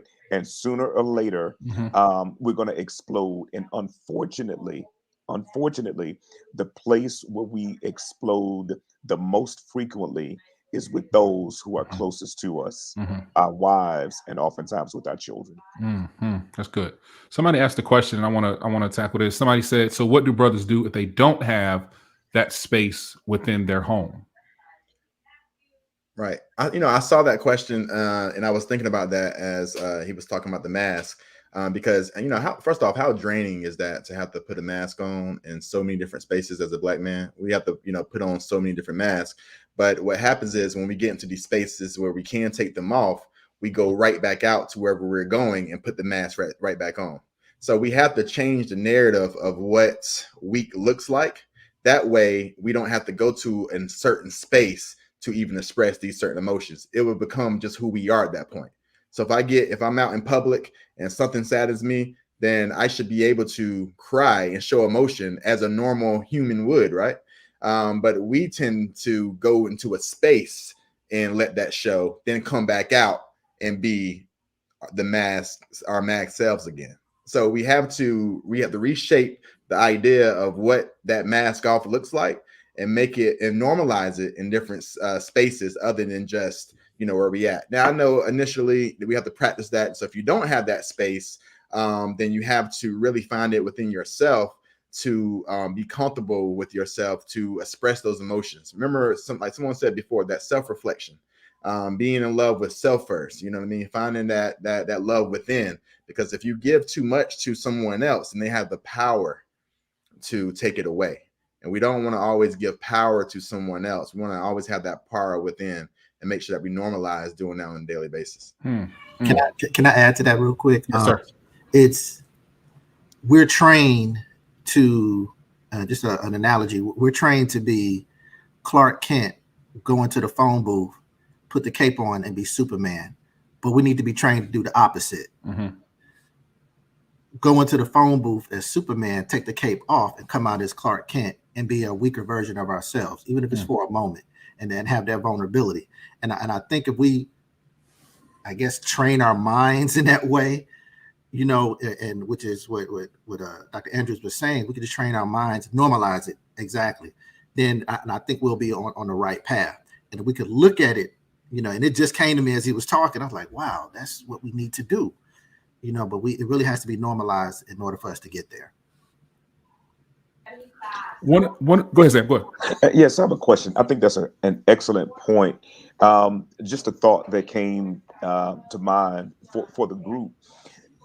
And so we do need to normalize it. I think the question is, what do we do until we normalize it?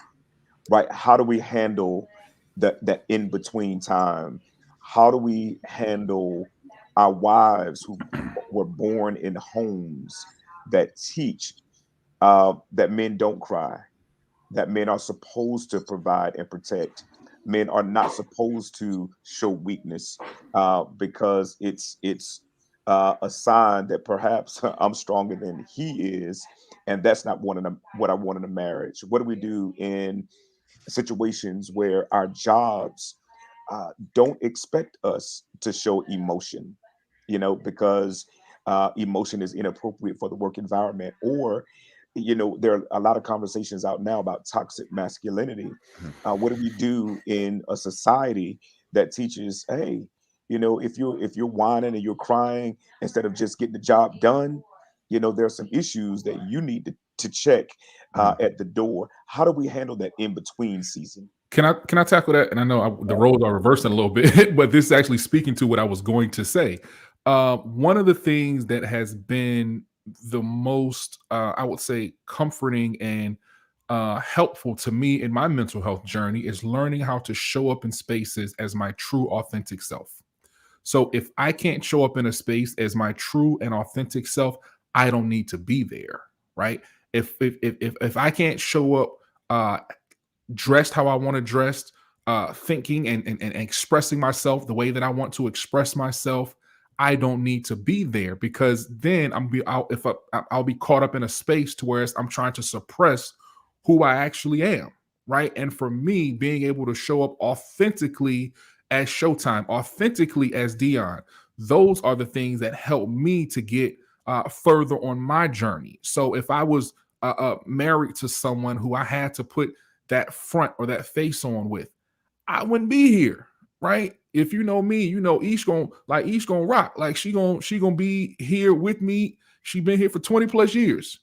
So I have to be able to show up as myself in that space at home, right? Not only that, but I have to show up as myself because I have to show my daughter and my son how to show up as their true and authentic selves. Mm-hmm. So that really helps me a lot. Like if I can't show up, like I got, like you, Sam, you know me for almost 40 years. You ain't never seen me with dreads. If I can't show up in a space where I can rock my hair is locked up and how I don't need to be there. And that's just where I am in this phase in my life. But what y'all think? Yeah, I'm with you. My goal is not to make anyone feel comfortable if I can't be me. But, I think that to your question, Sam, the vulnerability and transparency is the key. Just like with Showtime, he said earlier when we were recording here, I was speaking with my therapist. Those conversations like that. I remember talking to one of my clients one time, and a little kid, and we was talking about Forrest Gump for some reason. I was like, yeah, man, when Forrest Gump at the end of the scene when he's talking to Jenny, I said, man, it always makes me cry. He was like, oh, you cry? I said, yeah, I cry. He said, oh wow, I didn't know you cried. I said, do you cry? He said, yeah, I cry too. That's how we started right there. And I remember even meeting you, Showtime, at K97, right? And seeing that, but then seeing how vulnerable, you were on this Facebook post after a while as you were transitioning. And I was reading it and I said, then to see your transition to working with so many Black men and doing so much good work in community. First, I want to say I'm proud of you. Thank but you, then brother. I also want to say that you don't know you may not even know how many lives you've saved just from that post. And if we start doing that and expressing ourselves about the things that we've been through, the vulnerability that we go through as Black men, that we cry, that we go through pain, we lose jobs, we go down in life sometimes, but we can get back up and transition and recreate ourselves. Man, that's where we start in the in-between until everybody starts doing this. And we can all get on a call or be in a room and say, you know what, my therapist said the other day, or I was crying the other day. And once this starts happening, people around you start going to seek treatment. And they also are comfortable with the feeling of it being normalized. So we are able to push forward as a community. Absolutely. I wanted to add to that, back to Pastor Logan's original question. I think you have to, let me preface this by saying that vulnerability is a strength. A lot of people, liken vulnerability to being a weakness, but it's not. I mean, it takes strength to be vulnerable, especially as a Black man, as a man, period. But you have to have these conversations with people, especially. And I saw a comment, I can't forget who put it, and they were saying that, you know, this young lady broke up with her man because he cried in front of her. And that hit home for me, you know what I mean? Because I know, yeah, there it is right there. And I know with my ex, you know, the mother of my son, you know, I tell people all the time, and this is like no diss to her, but I was like, for some reason, she made a much better girlfriend than she did a wife. And I don't understand that, because when we were dating, you know, we had the conversation, look, this is something I deal with. You know, if I get distant for a while, you know, this is why. Of course, when you're married, you can't get distant. You know what I mean? So, and I remember, you know, once we got married, it's like that compassion, it just kind of dwindled away. And I didn't really understand, like, you know, why things changed. But I guess it was because now, you know, it was one household, I was paying everything, in which I did. But it, you know, once it got to the point where we, you know, broke up, and then once we separated, it's like she just, all those things that I shared with her in confidence and was able to be vulnerable with her, she turned it against me. And then she would say things, you know, to hurt me, like, did you take your medicine? They was wrong, you know what I mean? And it was just like, I shared this with you in confidence because, you know, you're my woman, I love you. So even with having those conversations, you have to be very careful and also know that, I mean, this was my wife, and also know that you have to be strong enough to know that these people could possibly once again use that against you. You know, if they're mad, if they're upset, if they're just using vitriol and trying to hurt you.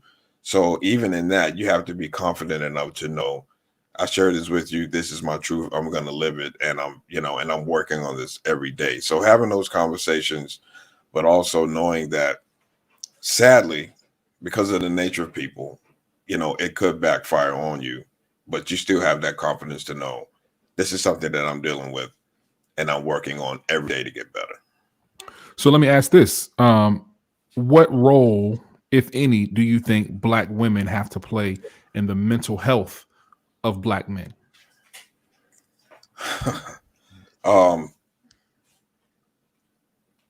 Geez, I think a big role, a huge role. I mean, you know, if you're involved with a Black woman, you're dating, married, you know, just like Deron said, you know, women have to be that safe space for us because we're not going to get that anywhere else. Police ain't going to show it to us. Our boss ain't going to show it to us. It's, you know, it's just not. Everyday people are not going to show that to us. So you have to have that. And I'm one of the biggest hurts that I've ever experienced, and I went to therapy and all that, was that betrayal I felt when she would say those things like that. You know what I mean? Even though we weren't together anymore, I still trusted you, you know, to hold me through. You know what I'm saying? That hurts, and it's very traumatic for us. I wrote this poem where I was like, you know, when she said that to me, it's like I watched my manhood fall on the floor and just shatter into pieces. Like, and I was holding my son when she said that. And she would strategically do that a lot. I would come pick him up and she would just say these demeaning things, you know what I mean? And I couldn't haul off and hit her and cuss out because that's not my nature. So you just got to take that, you know what I mean? You got to take that and go on with your life. So, I mean, I think it plays a huge role in that. That's why you got to have those conversations. Yeah. You have to. Tony, you would say something? Yeah, it's you know, this is tricky when you start speaking about the role of the Black woman to the Black man, because let me start with this. What I do ask of Black women is to be patient with Black men, but also, like I do often, I challenge Black men to make sure that they are not using the Black woman to be their emotional punching bags and physical in some cases. That means that everyone should do the work, right? So if you see your partner doing the work, then aid him in getting the work done. That may be you coming to a session with him. that may be you being more patient, understanding, making yourself more knowledgeable of what's happening or what mental health is. Because a person can't, it's difficult for a person to go through a mental health journey alone as a person, as a spouse. You know, it's kind of like you know, going on a diet. You know, it's really hard to eat a salad if your lady eats Five Guys.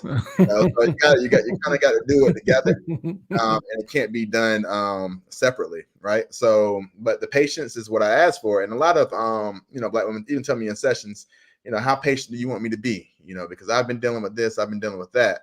And when you break, and I go through stuff too, because let's not forget that the Black woman goes through, you know, so much in so many cases. But I want us to know that we're probably stronger. I know that we're stronger together, if that makes sense. So knowing that this is not you do you thing, I'm gonna do me thing. Okay, yeah, let's get our individual work, but the goal is collectively bringing this back if it's healthy. Now, some cases, like you were mentioning, Charles, it may be too toxic to come back, and you don't have to remain in a space like that where somebody is demeaning you for getting and doing the work.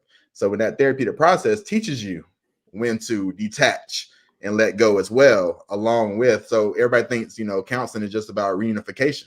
Sometimes it's about healthy separation as well.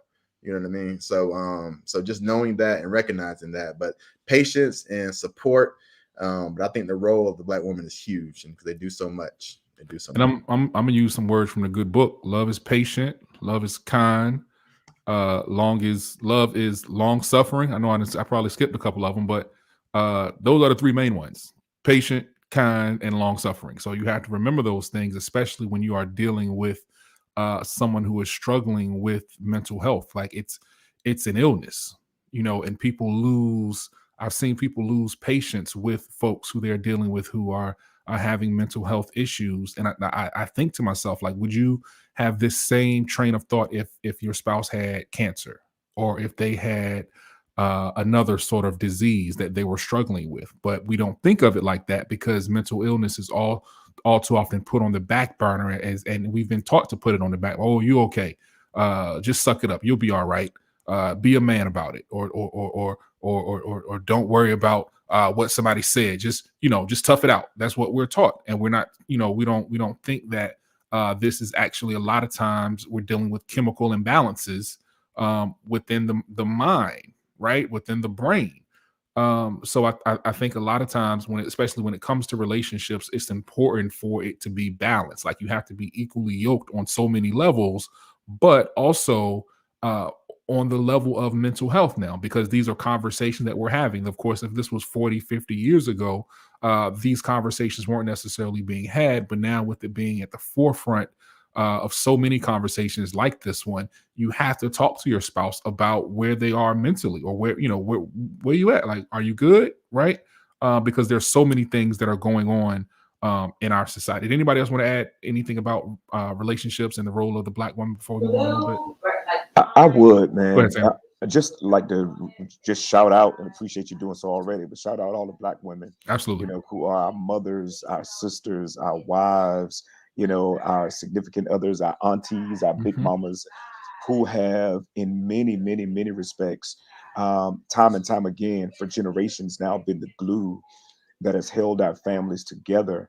And a lot of times they did it as we men found unhealthy ways to deal with or to cope with our mental health issues, right? So sometimes it looks like the verbal abuse, the physical abuse. It looks like the going out and spending all of the money while the family is struggling, unhealthy ways of dealing with it. Sometimes it looks like a woman who says, I'll stay with you and I'll raise the child that you had by somebody else, right? And we've seen that time and time again in our communities. So we definitely have to shout out, you know, the sisters who've been riding with us for generations, absolutely, because they have held it down even when our issues didn't have a name, right? When we weren't identifying it as depression or identifying it as any form of mental health. Some people were just saying, well, he's a man and he's just doing what men do. They managed to keep our families together in many situations, not realizing that what they were doing was really caring for a man who was ill and didn't know it. Right. Can I say one thing to that point? Mm-hmm. That's a very good point. And I have so many, Black men coming to, the counseling, or they're being brought in by Black women for couples counseling or whatever, right? And you hear these gender norms, or a man may, speak out and say, you know what, I'm here to lead my household, right? But then you start thinking about what does that mean and what the Black woman already does, right? So we're talking about the highest rate of individuals who are going to go see medical doctors are going to be women, Black women. Mm-hmm. The highest rate of people attending therapy are going to be Black women, dragging Black men to these sessions, right? Dragging Black men to doctors' offices. Even from a spiritual standpoint, I may not know the exact stats, but it seems like dragging Black men to the pulpit as well, right? So all of these things, we are being led in these spaces. And so we really have to really sit down and think about, well, when are we going to step up? Because I told this to, I remember even telling this to my wife about 2 years ago. I said, I noticed if I don't get up this is pre-COVID, on Sundays and get dressed and tell everybody, hey, let's go ahead and let's go to church, we will not go to church. You know what I mean? So think about the influence that I may have in the house. So what are we doing? So now what does that mean towards therapy? What does that mean towards physical health?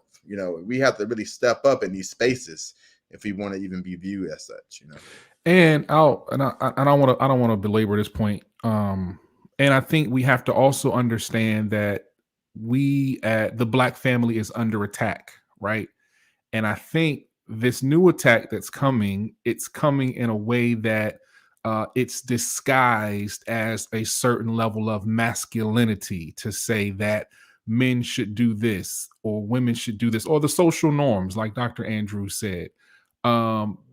Women shouldn't have to do this, or even if you're not in a relationship, Black women, you have to do this if you want to get a man.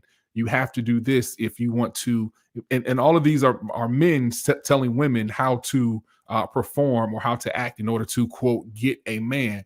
But what I think is happening is that they are giving the men who are listening to these messages from these internet sensations and these internet gurus, right, who don't have a healthy relationship themselves. They're listening to these messages and they're bringing these things home, and they're being embedded in their minds, and it's creating a false reality, right? Like Kevin Samuels is not going to be the one who's going to lead you to a healthy relationship. And what's happening is that I see so many Black men falling into this trap of getting the advice of how to love a woman or how to treat a woman from someone who to a degree is nothing but a misogynist, right?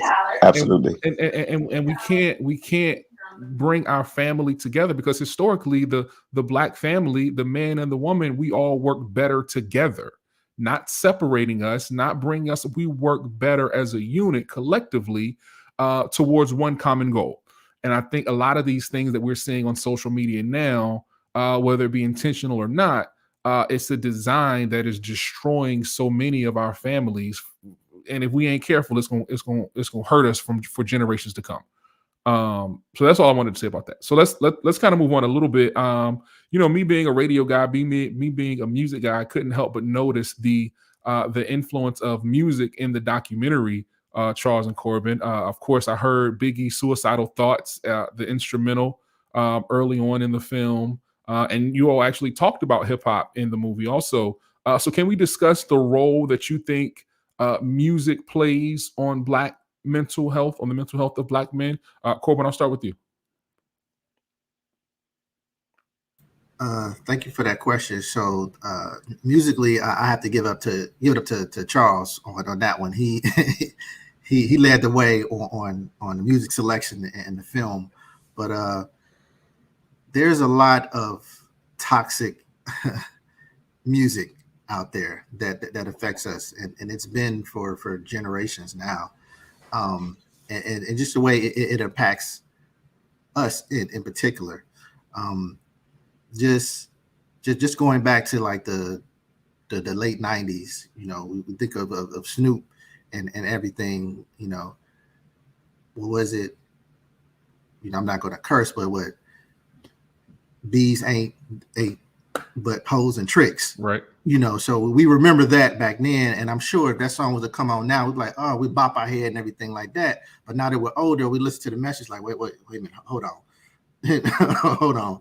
Yeah, I was younger, I was maybe a little bit more immature, and I would just, you know, dance to it or listen to it or whatever.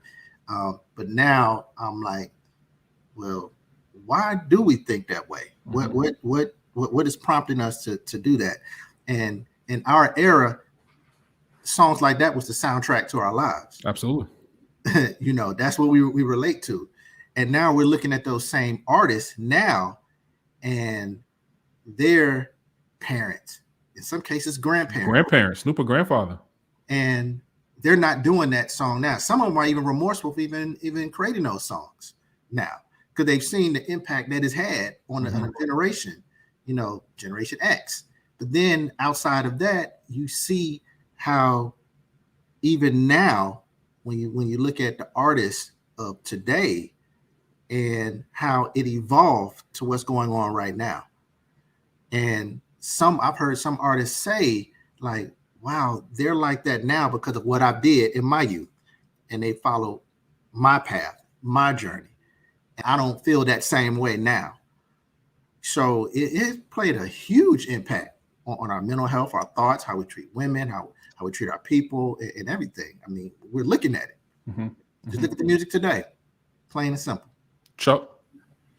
Yeah, I agree with Corbin, and thank you for the compliment. Yeah, like that big, like, you know, Suicidal Thoughts, man. I mean, that song was way ahead of its time.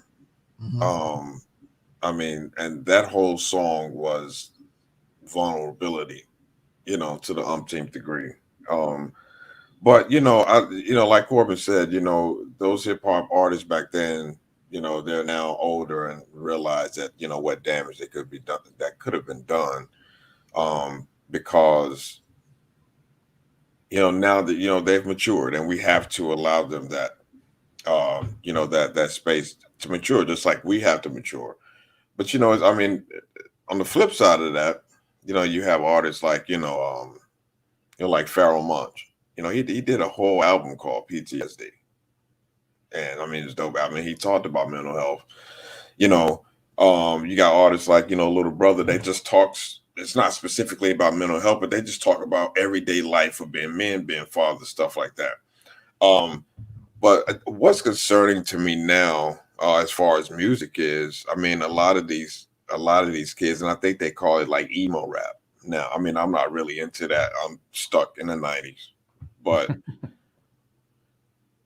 And they have songs now that's, you know, that's talking about, you know, popping pills, and they're basically saying that they're hurting. And if you look, you see a lot of these kids now are dying, you know, either by suicide or, you know, drug overdoses. And you can't convince me that they're only doing it because it's cool. There are real issues there. And because, you know, kids now, that are younger than us are hearing this stuff, you know, that gets etched into their psyche as well. And it's catastrophic. But I mean, if you listen to the song that was playing while the credits was rolling, that was a song by Joel Ortiz, who's you know, he's kind of in our generation, and that song is called Anxiety. Very dope song. You should check it out. Where he just talks about how he gets anxiety, like going to the gym, like just waking up. And it's just like, wow, this is so profound that he's that vulnerable in order to open up. But it's, you know, it's good music out there that talks about, you know, people dealing with their, you know, Black men specifically dealing with their mental health and depression, you know, and how they combat that. So it's kind of, you know, it's on both spectrums. But I mean, it's so much music out here today. You just kind of got to look, you know what I mean? Look for it and see. So, yeah. Sam, I know you work with a lot of young folks. What you think? Man, music is powerful. It's always been, you know, even when it doesn't have lyrics, music can still change an atmosphere. Music is powerful. It's always had the ability to influence moods and thoughts and all of that kind of stuff. It's a scientifically proven fact that that's a reality. And when you add lyrics to it, it becomes even more powerful. And I think music is an amazing art form. It's amazing opportunity for an artist to express, herself or himself.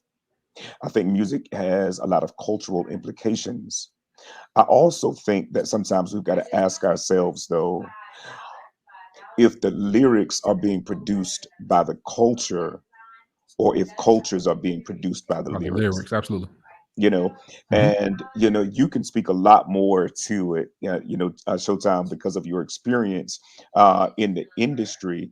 But my hunch is that the more money is invested into certain forms of musical expression, the more money gets to determine what the lyrics are, and what becomes the focus and who becomes the focus and all of that kind of stuff. So I think music itself is incredibly powerful. And because it's powerful, other people recognize it. And then other people use it for various forms. So I listened to Chuck, man, talk about how he's stuck in the 90s and how kids of today are very different. And it was at that moment I realized I'm an old man too, right? And so the other day, I posted something on Facebook about a sneaky link, and I Oh didn't man, know, Pastor, slow down, Pastor. but Slow I down, didn't Pastor. know, brother. I did not know that Sneaky Link was even a song, right? Until people started commenting on it and like, whoa, Pastor, what do you know about a sneaky link? There was an entire conversation that I was not privy to.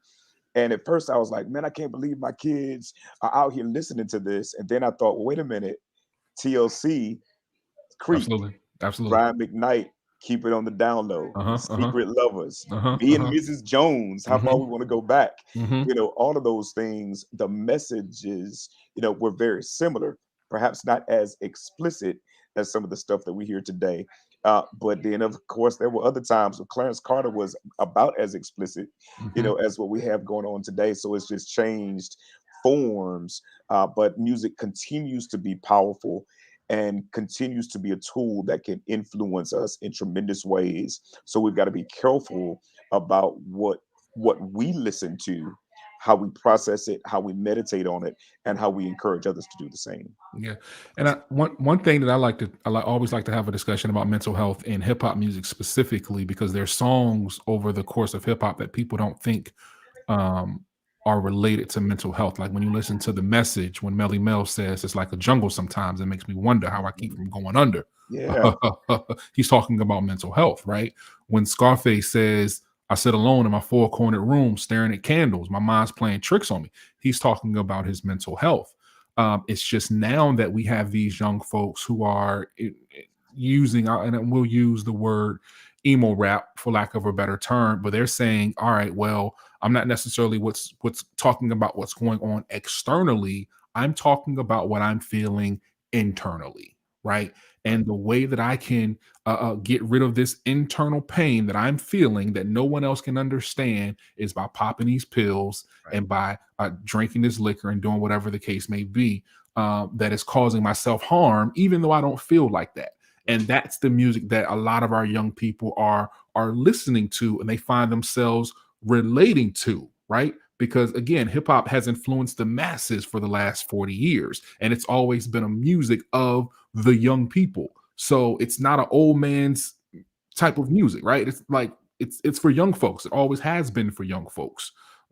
So when someone like Juice WRLD makes a song, or if XXXTentacion makes a song where he says, all my friends are dead, push me to the edge, where he's talking about suicide, he's speaking the language of those young people. He's speaking directly to those young folks. And the same way that we felt when Biggie was killed or when Tupac was killed is the same way that these young people feel in their connection with their artists when they end up getting killed, when they end up overdosing. It's the exact same thing, because there's nothing new under the sun. We're just, the sun is just setting on us, right? And it's rising on these young folks. So, I think mental health is important, but I think we have to recognize that our young folks are finding connections in ways that we haven't seen before, right? Because suicide, like Chuck said, was a taboo conversation in 1994 when Biggie dropped Suicidal Thoughts. It was like, oh, what? He's talking about suicide? Like, what is he talking about? Right? He's talking about killing himself. But now it's something that they see. They see it on Netflix shows. They see it on social media. It's just, one of those things. I do a lot of work with an anti-violence and anti-gun organization that goes into schools and helps young people understand the signs of suicide or the signs of threats that they might see on social media when someone is thinking about possibly harming themselves. So we have to arm these young people with the tools, because a lot of the times they're bombarded with so much information. It's just like, oh, well, he's not gonna do nothing to himself. He's not gonna hurt himself. And then the next thing you know, there's a school shooting where a kid comes into a school and just, but all of the signs were there. So it's important that we not only, I'm stuck in the 90s too, but as the parent of a 17-year-old, I have to also be aware of like what's popping on the scene. Like I gotta know what you're listening to. I gotta know what you're into, so I can know how to help you and have these conversations with you and help you discern these emotions and these thoughts that you might be having based on this music that you're hearing. Right. I know I've heard I think it was T.I. who said, when our conditions as a people change, then what I rap about will change. Mm-hmm. And that is, he is absolutely right. It will change, but unfortunately, whatever we're going through at that particular time is what's going to be put out to the masses and musically, and that's what's going on. Yeah. Right. And first off, like I said, good job, guys, because I love when the music is placed appropriately in documentaries. So when I heard the story of OJ come in right when he started talking about corporate America, it's like, oh, this is perfect. But like you guys were mentioning about the Ghetto Boys, I'm started thinking about, Jay-Z, Beanie Siegel, Where Have You Been? We talking about Ice Cube, Today Was a Good Day, had a baby, right? So now we're talking about the ecological trauma, their day-to-day life, what they've experienced all day, what they're seeing in the news all day. So we're seeing that this is going to be a direct effect of how we cope. So my issue with today's music, of course, is the way that the coping mechanisms are being mimicked by millions and millions of people, right? So, we have the ecological trauma, but what are we doing to do that? Like you said, now it's the pills, now it's the drinking, the smoking, the killing each other. So I remember last night I was upgrading some papers, and some things scrolled about King Von and Quando Rondo. So I said, let me go watch this interview. Because who was Quando Rondo? I didn't know him like too much. So I started doing my research and listen to the interview and start listening to about what he's been through. Foster care and abuse and drug addiction and from family. And so now this stuff is being poured out. Now in the trauma world, we promote the expression of musical art within the trauma narrative of which we call it. So we want people to come in and write their lyrics to, whether that's poetry, rap, music, whatever. But like you said, like I was saying, when the coping skills now are being done in a different way, that's when we have an issue now. So we have to address that. So music is extremely powerful, but it seems like people are they're missing the message and going directly to how to cope with the ecological trauma that they're facing. Yeah. How can I want to stay with young folks, because we were talking about the death of Regina King's son at the age of 26, I guess just yesterday, by suicide. And there was someone else who recently died of suicide. I can't remember who it is, but how can we have conversations? How can we initiate conversations? Because this is a hard topic to talk about. How can we initiate these conversations about mental health with our young people? Anybody can jump in. Yeah, I'll briefly speak on that. I mean, here's how I put it. I have a 10-year-old, and I want what my goal is with him is to make sure that we have a connection so close and a trusting bond so close that's never a conversation that has to be initiated, if that makes sense. I want him to be able to just come to me and talk, and I tell him now, even he just turned 10. I tell him now, and I've been telling him this for as far back as I can remember, son, don't ever be afraid to talk to me about anything. And I make sure that, that level of communication is always open with him. Even when he wants to come talk to me now, as minuscule as it may seem, if it's important to him, I'm going to engage him in that conversation. If it's, somebody says something to him at school, or it's never like, man, shut up. It's never that, because I want him to know I can go to my dad and talk about anything. Even now, like, if he's feeling sad or something, I sit down and talk to him just so he'll know. I put it like this. I don't ever want him to be afraid to talk to me about anything, because, Jordan knows that my son's name is Jordan. I'm a very nurturing dad. His mom and I are not together anymore, so I only get him half the time. So during that time, like I said in the book that I wrote, I said, I'm trying to give my son full-time love on a part-time basis. And so I have to cram that in. And, I just want him to, if he's never afraid to talk to me before serious situations come up, then that's half the problem gone already. So I just think having that line of communication open early. Okay. Open lines of communication early. All right. Yeah. Sam, what you think? Education is critical. I think we have to educate them. I think we have to help them understand, what mental health is. We teach them early how to brush their teeth, wash their faces. We teach them proper hygiene early in life. I think we have to teach them how to identify feelings early in life, how to be in touch with themselves early in life, and how to articulate what they're thinking and what they're feeling. When something makes them uncomfortable, it's okay to say it. No matter who it is that's making you uncomfortable, it's okay to share that you're being made uncomfortable. I think those things are important. And then also, as a part of the educational process, helping them to observe the patterns in other people, in their friends. As early as elementary school, if you have a friend who's, crying every day, it's okay for you to ask, are you okay? And if you're still concerned about your friend, it's okay for you to talk to me. As a parent, it's okay for you to talk to a school counselor. It's okay for you to talk to a teacher and express your concern. Continues through middle school and in high school, having those same conversations, so that when you are a 26-year-old Black man who's struggling, with mental health issues, you have someone who sees you. Someone who not only sees you, but someone who's willing to say, I see you, I recognize that something's different about you, and I'm not going to let up easily without making sure that I'm doing my part to provide you at least the resources that are necessary for you to get the help that you need for the situation you're in. Yeah, I totally agree that, making sure that a person feels valued. Because when individuals commit suicide, often they feel that they have no purpose here.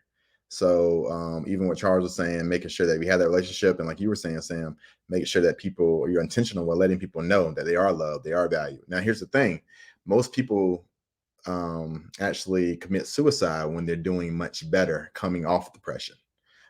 People ask why. A lot of people don't realize that, but the studies show that individuals, of course, and if you notice this, you may even think about it. Individuals that are depressed have no energy usually. They don't even have the energy to get up and to actually commit suicide. When individuals are on the rise of doing better, coming out of that depression, individuals usually take their life at that point because they have a little bit more energy, and they may go back into a mode where they have enough energy and they're getting depressed again to commit suicide. So when I'm saying that to say that consistency is key. We can't no longer just assume that everyone is okay just because they look okay, and that's where those check-ins, if anything, I call them oil changes, making sure that you're getting your oil change. And some of our friend groups may have to provide those oil changes for people. In our group chat with my fraternity brothers and friends, we make sure, how's everybody doing? We had brothers that come out and say that, they were feeling this way, they're sad, they're depressed, some suicidal ideations. We have to make sure we're checking in on people. And sometimes that text just won't do it. Sometimes you may have to pick up the phone and make sure that you call a person as well. So check-ins, oil changes, and making sure that people feel like they have a purpose here on earth. Yeah, I would agree 100% with that. Those check-ins are key.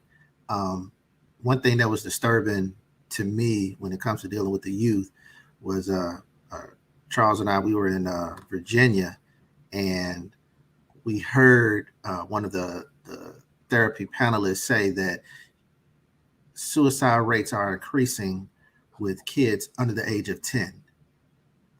And I always associated suicide with way older, at least, late teens, grown adult and everything.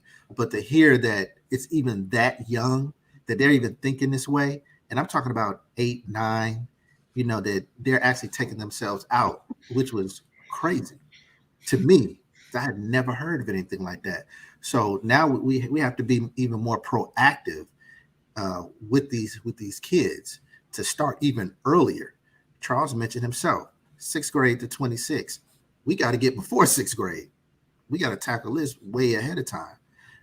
So we got to recognize, some of these characteristics, some of these traits with these kids, or what's going on even earlier, because by the time, Charles is one of the lucky ones, but to get diagnosed at 26, that's considered way too late.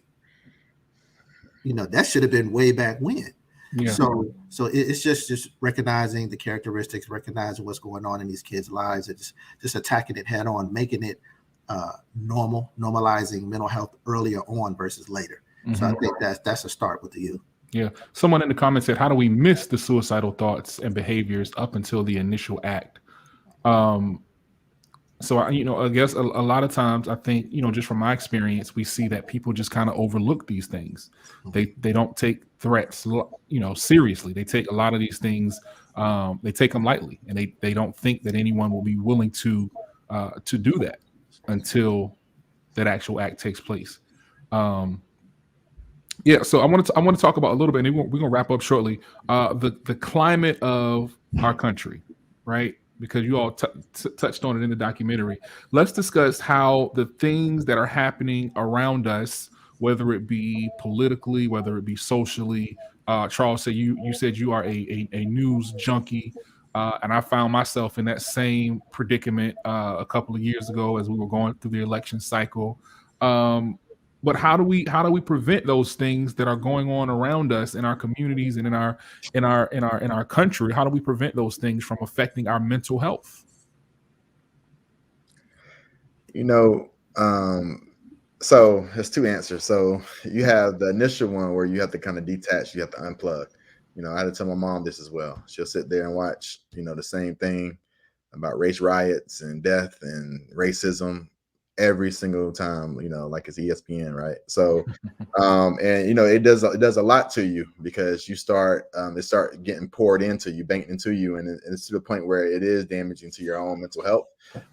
But also my other answer is the racial climate, the political climate. I know we talked about this briefly in the documentary, about the unmasking of individuals and them and seeing them from who they really are at that point. And so you have to really look back and say, well, who do you want? Do you want somebody that has the mask on, pretending like they, may like you or whatnot? Or do you actually would you prefer those masks off to actually see what you're dealing with and notice the racism right out flat in front of your face? So I had a lot of people, I've been in a lot of debates battling about this, because we know what's happening. We know we see it, but then we have to say, well, how do we uplift our own community? And we talk about the check-ins at a macro level and micro level, but we have to look at it to a bigger span as well. How are we checking in with community? Are we doing more of this? Are we having more panel discussions like this? Are we having more programming that's reaching out to hundreds and thousands of people in our community to make sure that we're all on the same page? Because with doing stuff like this, we can create our own news as well and talk about the positive things that are going on in the Black community. Talk about the positive resources that are out there that we're not seeing on a CNN or a Fox News, right? Mm-hmm. So this virtual world has allowed us to do this, where we can, like you said, log on right now and have hundreds of people tune in and get some knowledge that they can take into their week, this upcoming week. We have to create that ourselves. Dope. Sam, what do you think? I think Dr. Andrews is spot on. I love the idea of creating our own news source, and just providing consistent opportunities for people to become informed about what's going on in our communities, and then not only be informed about it, but ways that we can transform things, for the better across the board. I think Dr. Andrews is, yeah, he's on it with that. I like it. Chuck? Okay. I'm sorry, man. I'm getting a bunch of happy birthday messages. So well, happy birthday, sir. Thank you, man. I appreciate it. Yeah, and I want to thank Corbin, because Corbin really, as far as like, watching news and stuff, he really, because the crazy thing is I never even realized I did it until he brought it to my attention. He was like, yo, man, every time I come over here, whether we editing video, shooting, he's like, you always have CNN on. And that's why I actually brought it up in the film. And I have noticed that I've cut down on that a lot, and I feel like I'm not as consumed with that anymore. You know what I mean? But then you also, Joe, I'm on the phone right now, but I'll call you back, okay? So I think also with that, you have to, make sure that you counterbalance that well, because I started watching a lot of YouTube. And now because of I don't know if any of y'all watching the Women of the Movement series on Hulu. I started watching that, which took me down a rabbit hole of Emmett Till. And then that was just a whole nother world of, just anger and, you know what I mean, and kind of depression at the same time. So I think it's just having that good balance. Yeah.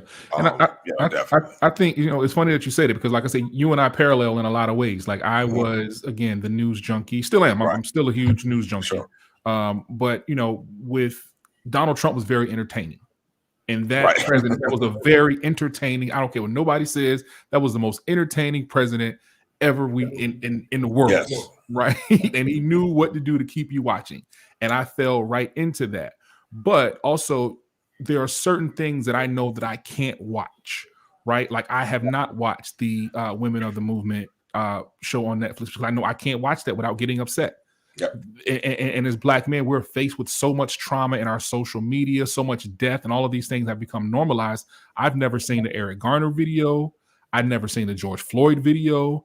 I've never seen you name it. Within the last maybe 5 years, if there's been a video of a Black person getting killed on camera by a police or by a white person or by a person of authority, whatever, I've not seen it, because I know that I can't take those things, because I know those things upset me and they put me into a space where I become anxious, I become depressed, I become angry. So I go on social media and I see those things, I keep scrolling, because I know that I'm not built like that anymore. Because if I see those things, then what happens? I become desensitized to Black death. And I don't want that to happen. I don't want to be desensitized to the killing of my people. Every time a Black person gets killed, I want to be as outraged and as in an uproar as the first time that one of us got killed, right? So that's just not in my spirit. But if we keep watching these things, and if we keep social media keeps feeding us these things, just like, oh, okay, that's Breonna Taylor, she got killed. All right, whatever. We say her name a couple times, we give her a hashtag, then we'll keep moving on. I have a question, Dion. And this is for you. I'm just curious. Like being a journalist, how do you, and not seeing these videos, like how do I think social media does a good job of explaining it. Like when Rittenhouse killed those two people, I've never seen that. I don't know. I've just been able to kind of get my theory and hypothesis based off of the things that I see on social media, not necessarily jump to conclusions, so to speak, but I just know that there's certain things that I just can't watch. And, and just being able to kind of form my opinion based off of not necessarily, like I'll read the news articles and read, those things, but the actual video footage, I can't do it. I can't do it. I believe the term is called trauma porn. In regards to that, and that's something that me and Chuck talked about as well as other people. Even with movies, we keep hearing here's another slave movie. Here's another, and people are just tired of it. We're Black history didn't start at slavery, so we're heavy advocates on telling our story. There's several other stories about us where we've been triumphant, millionaires. There's several movies that are coming out where we were millionaires and billionaires, we were kings and queens. I'm still waiting on the story of Hannibal. Vin Diesel was talking about that back in the 106 and Park days. So it's these these other stories about us that we need to put out there, and we're working towards that as well with documentaries. Yeah. So I think that's the direction that we need to go. Yeah. Sam, you want to I'm sorry. Remember, Corbin, they I think that term is vicarious trauma. Yeah. Mm-hmm. Yeah. The term is trauma point and vicarious trauma, which means like you take on. And I think that's something you're avoiding by not watching this. You know what I mean? So but yeah, they talked about that in the second documentary. So yeah, good point. Good point. Sam, you got anything you want to add to this one? Again, I think the brothers have covered it. It's critical to protect our minds, right, and not rehearse too much of what we don't want to keep seeing and don't want to ultimately become. I think if we're not careful, the media absolutely has the ability to shape our mind and to shape our thoughts, to shape our priorities, and to consume us. So we've got to be very, very careful in this climate not to allow media to do it. But I think going back to your original question, I think it had to do with the intersection of racism and politics and depression and stress and all of that kind of stuff. I think it goes back to us redefining success for ourselves within the context of where we live right now and what's going on right now. So what does it mean for me to successfully navigate or what did it mean for me to successfully navigate 4 years of the Trump era? And also, what does it mean for us right now to successfully navigate the next 3 years of the Biden-Harris era or the next 7 years of the Biden-Harris era? It's different, but it's still very political, right? And so what does it mean for us to successfully do whatever we need to do and to successfully be whoever we need to be in this context right now? Good. So I'll ask this last question, and I'll preface this by saying Tony had said something earlier when he spoke about my vulnerability and how I have no problems talking about going to therapy. I got a therapy appointment tomorrow, right? I'm in that thing twice a month. It will be, if she had a tighter or a better schedule, I will be in there once a week. So for me, I am a proponent of therapy. I'm a proponent of meds if you need it. I'm a proponent of doing the things that you have to do to make yourself healthy, happy, and whole. So I think my mission and a part of my journey has been to be sure that we normalize these conversations, right? We normalize these types of conversations about mental health and about the journeys that we've been on, because we're all on separate journeys. But I think it's important. In the film, they talked about how this trauma is being passed down from generations to generation, how since from slavery, and how the trauma that Black folks have suffered for so many years is now it's like it's built in our DNA. So I want to ask each of you, what are you doing personally to be sure that the trauma of our ancestors and the trauma of those who came before us stops right here, right in this moment, and it's not being passed along to the young people in your lives? I'll start with Dr. Andrews. That's a very powerful question. And we were saying, when you were asking it, I immediately talk about what I do now amongst my own family.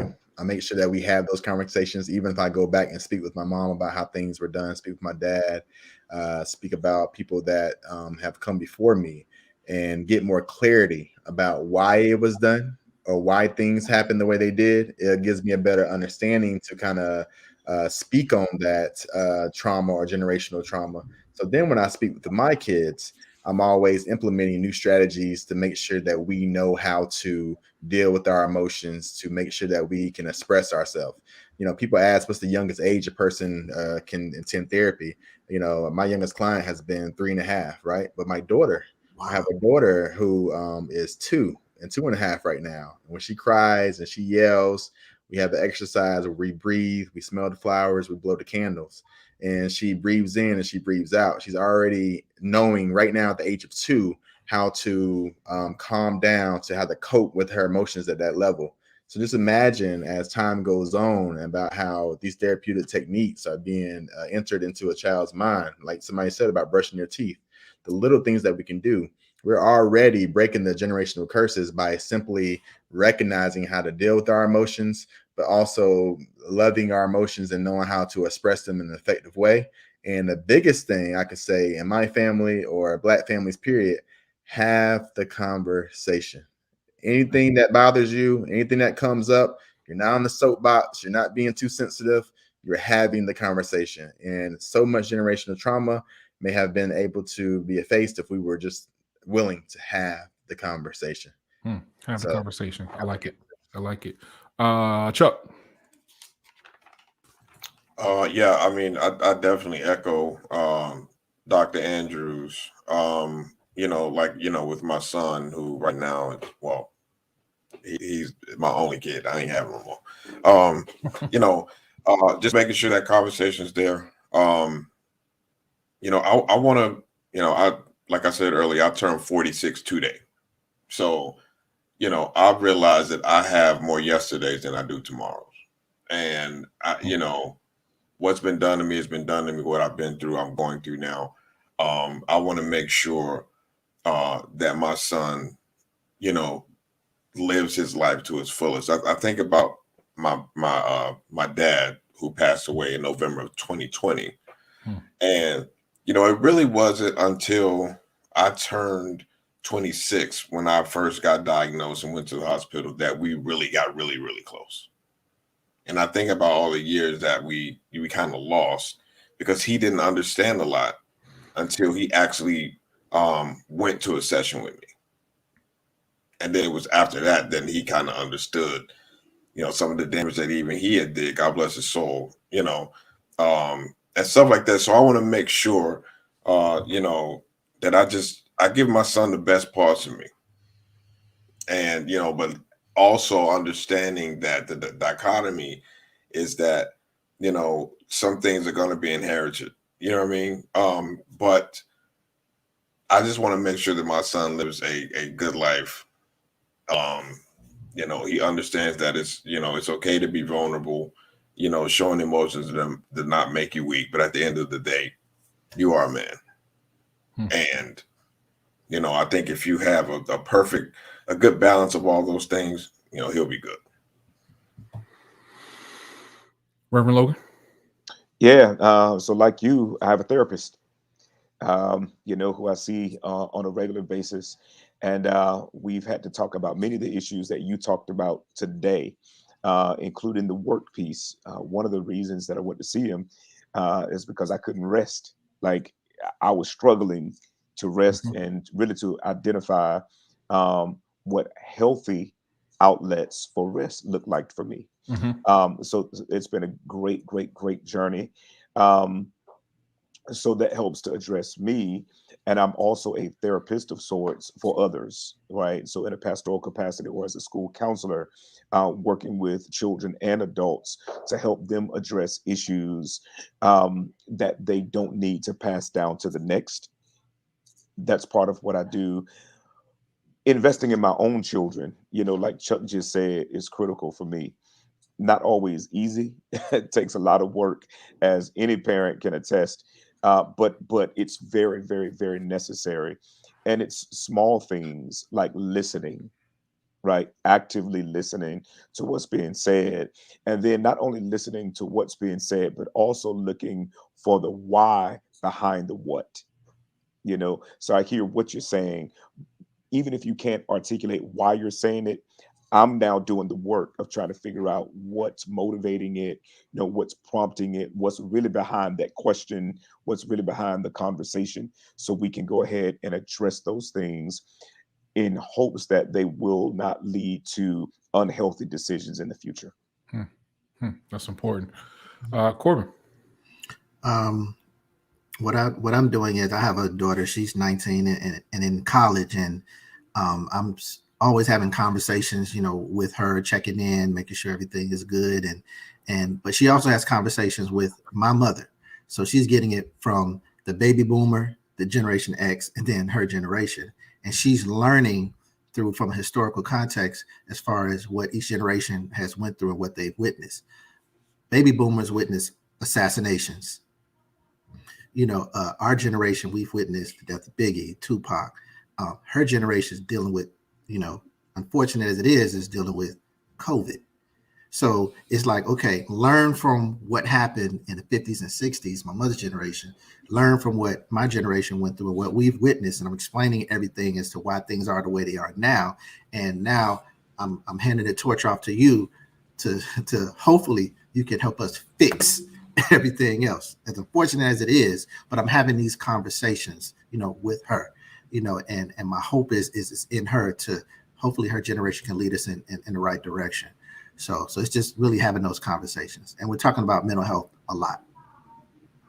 Yeah, that's important, man. I think it's so important to be sure that these young folks know that they have an outlet, even if they don't feel like it. Again, as a father of a 17-year-old daughter, we've had several conversations about mental health, and we've had several conversations about where she is with her own mental health and some of her own struggles. And it's important. And I tell people all the time, is, a lot of times as a society, we get caught up in so many different things. Is my child going to be gay? Is my child going to have a kitchen set? Is my son, all of these stupid things that we get caught up in. But the fact of the matter is, the main concern for me as a parent is making sure that my child knows that she is valued. Both of my children know that they are valued, and that they're at no point in time will they ever think they have to resort to taking their own lives. Nothing else matters to me. Nothing else, because we can work through anything else. We can work through anything else, I promise you. But I need to make sure you're here. And that has been my mindset for the last few years. All that other stuff, okay, you smoke, you did this, you did that, cool, we can work through it. But I need to make sure that you know that I need you here with me. Ain't nothing else more important than that.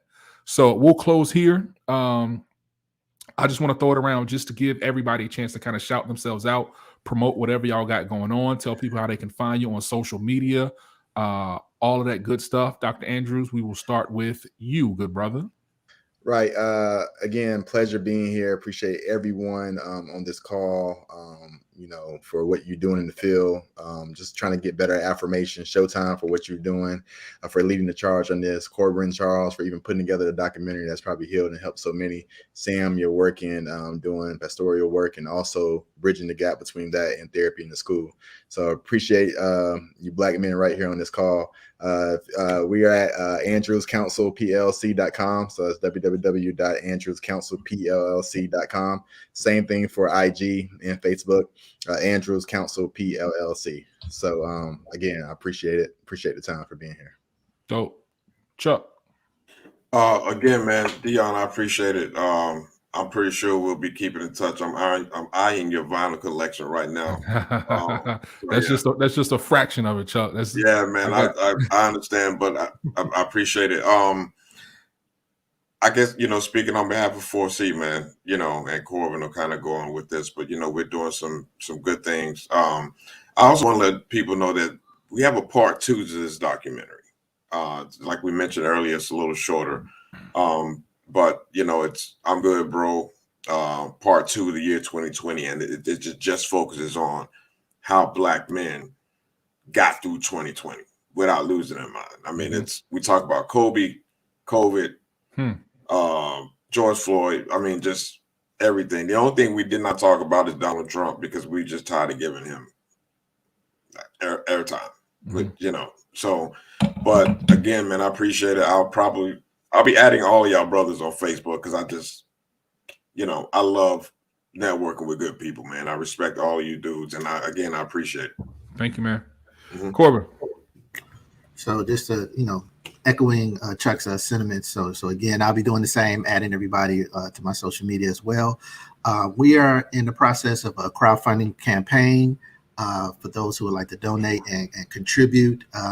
We've been based upon these first 2 films that we've had. We've gotten a lot of feedback that, like, you guys need to be on a streaming platform, your Netflix, your Hulu's, your Amazon Primes, things of that nature. So in order for us to go that route, it's going to take some money. So we've been funding everything else on our own. So if anyone who's listening, watching this video, you know, if you want to go to our crowdfunding campaign, you can go to our social media page, you know, 4C Visuals Group, and you'll see the link to our GoFundMe just to contribute if you would like to. And again, just so we can put up more positive content about our people. You know, we got some great things that's currently in the works. So anything that you'd like to contribute, we greatly appreciate it. So again, Showtime, thank you.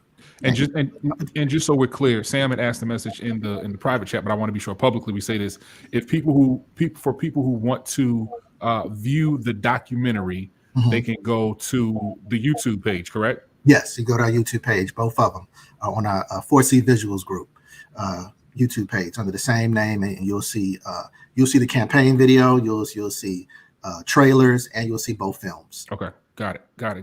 Reverend Logan. Man, it's been great to be here. I appreciate you, Showtime, bringing this great group of guys together to have this important conversation.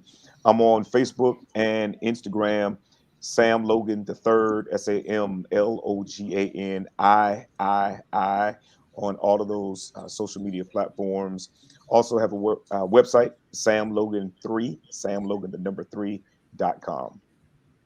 Dope. Well, thank you, brothers, for being here. I appreciate this conversation, man. You all have poured into my spirit on this snowy Saturday down here in Raleigh, North Carolina. I appreciate the love. I appreciate everyone's time and effort in making this possible. For everyone who is watching, please be sure to follow all of these good brothers on social media. They're doing some really, really good work. Shout out to everybody for checking in the Black People Parenting Circle.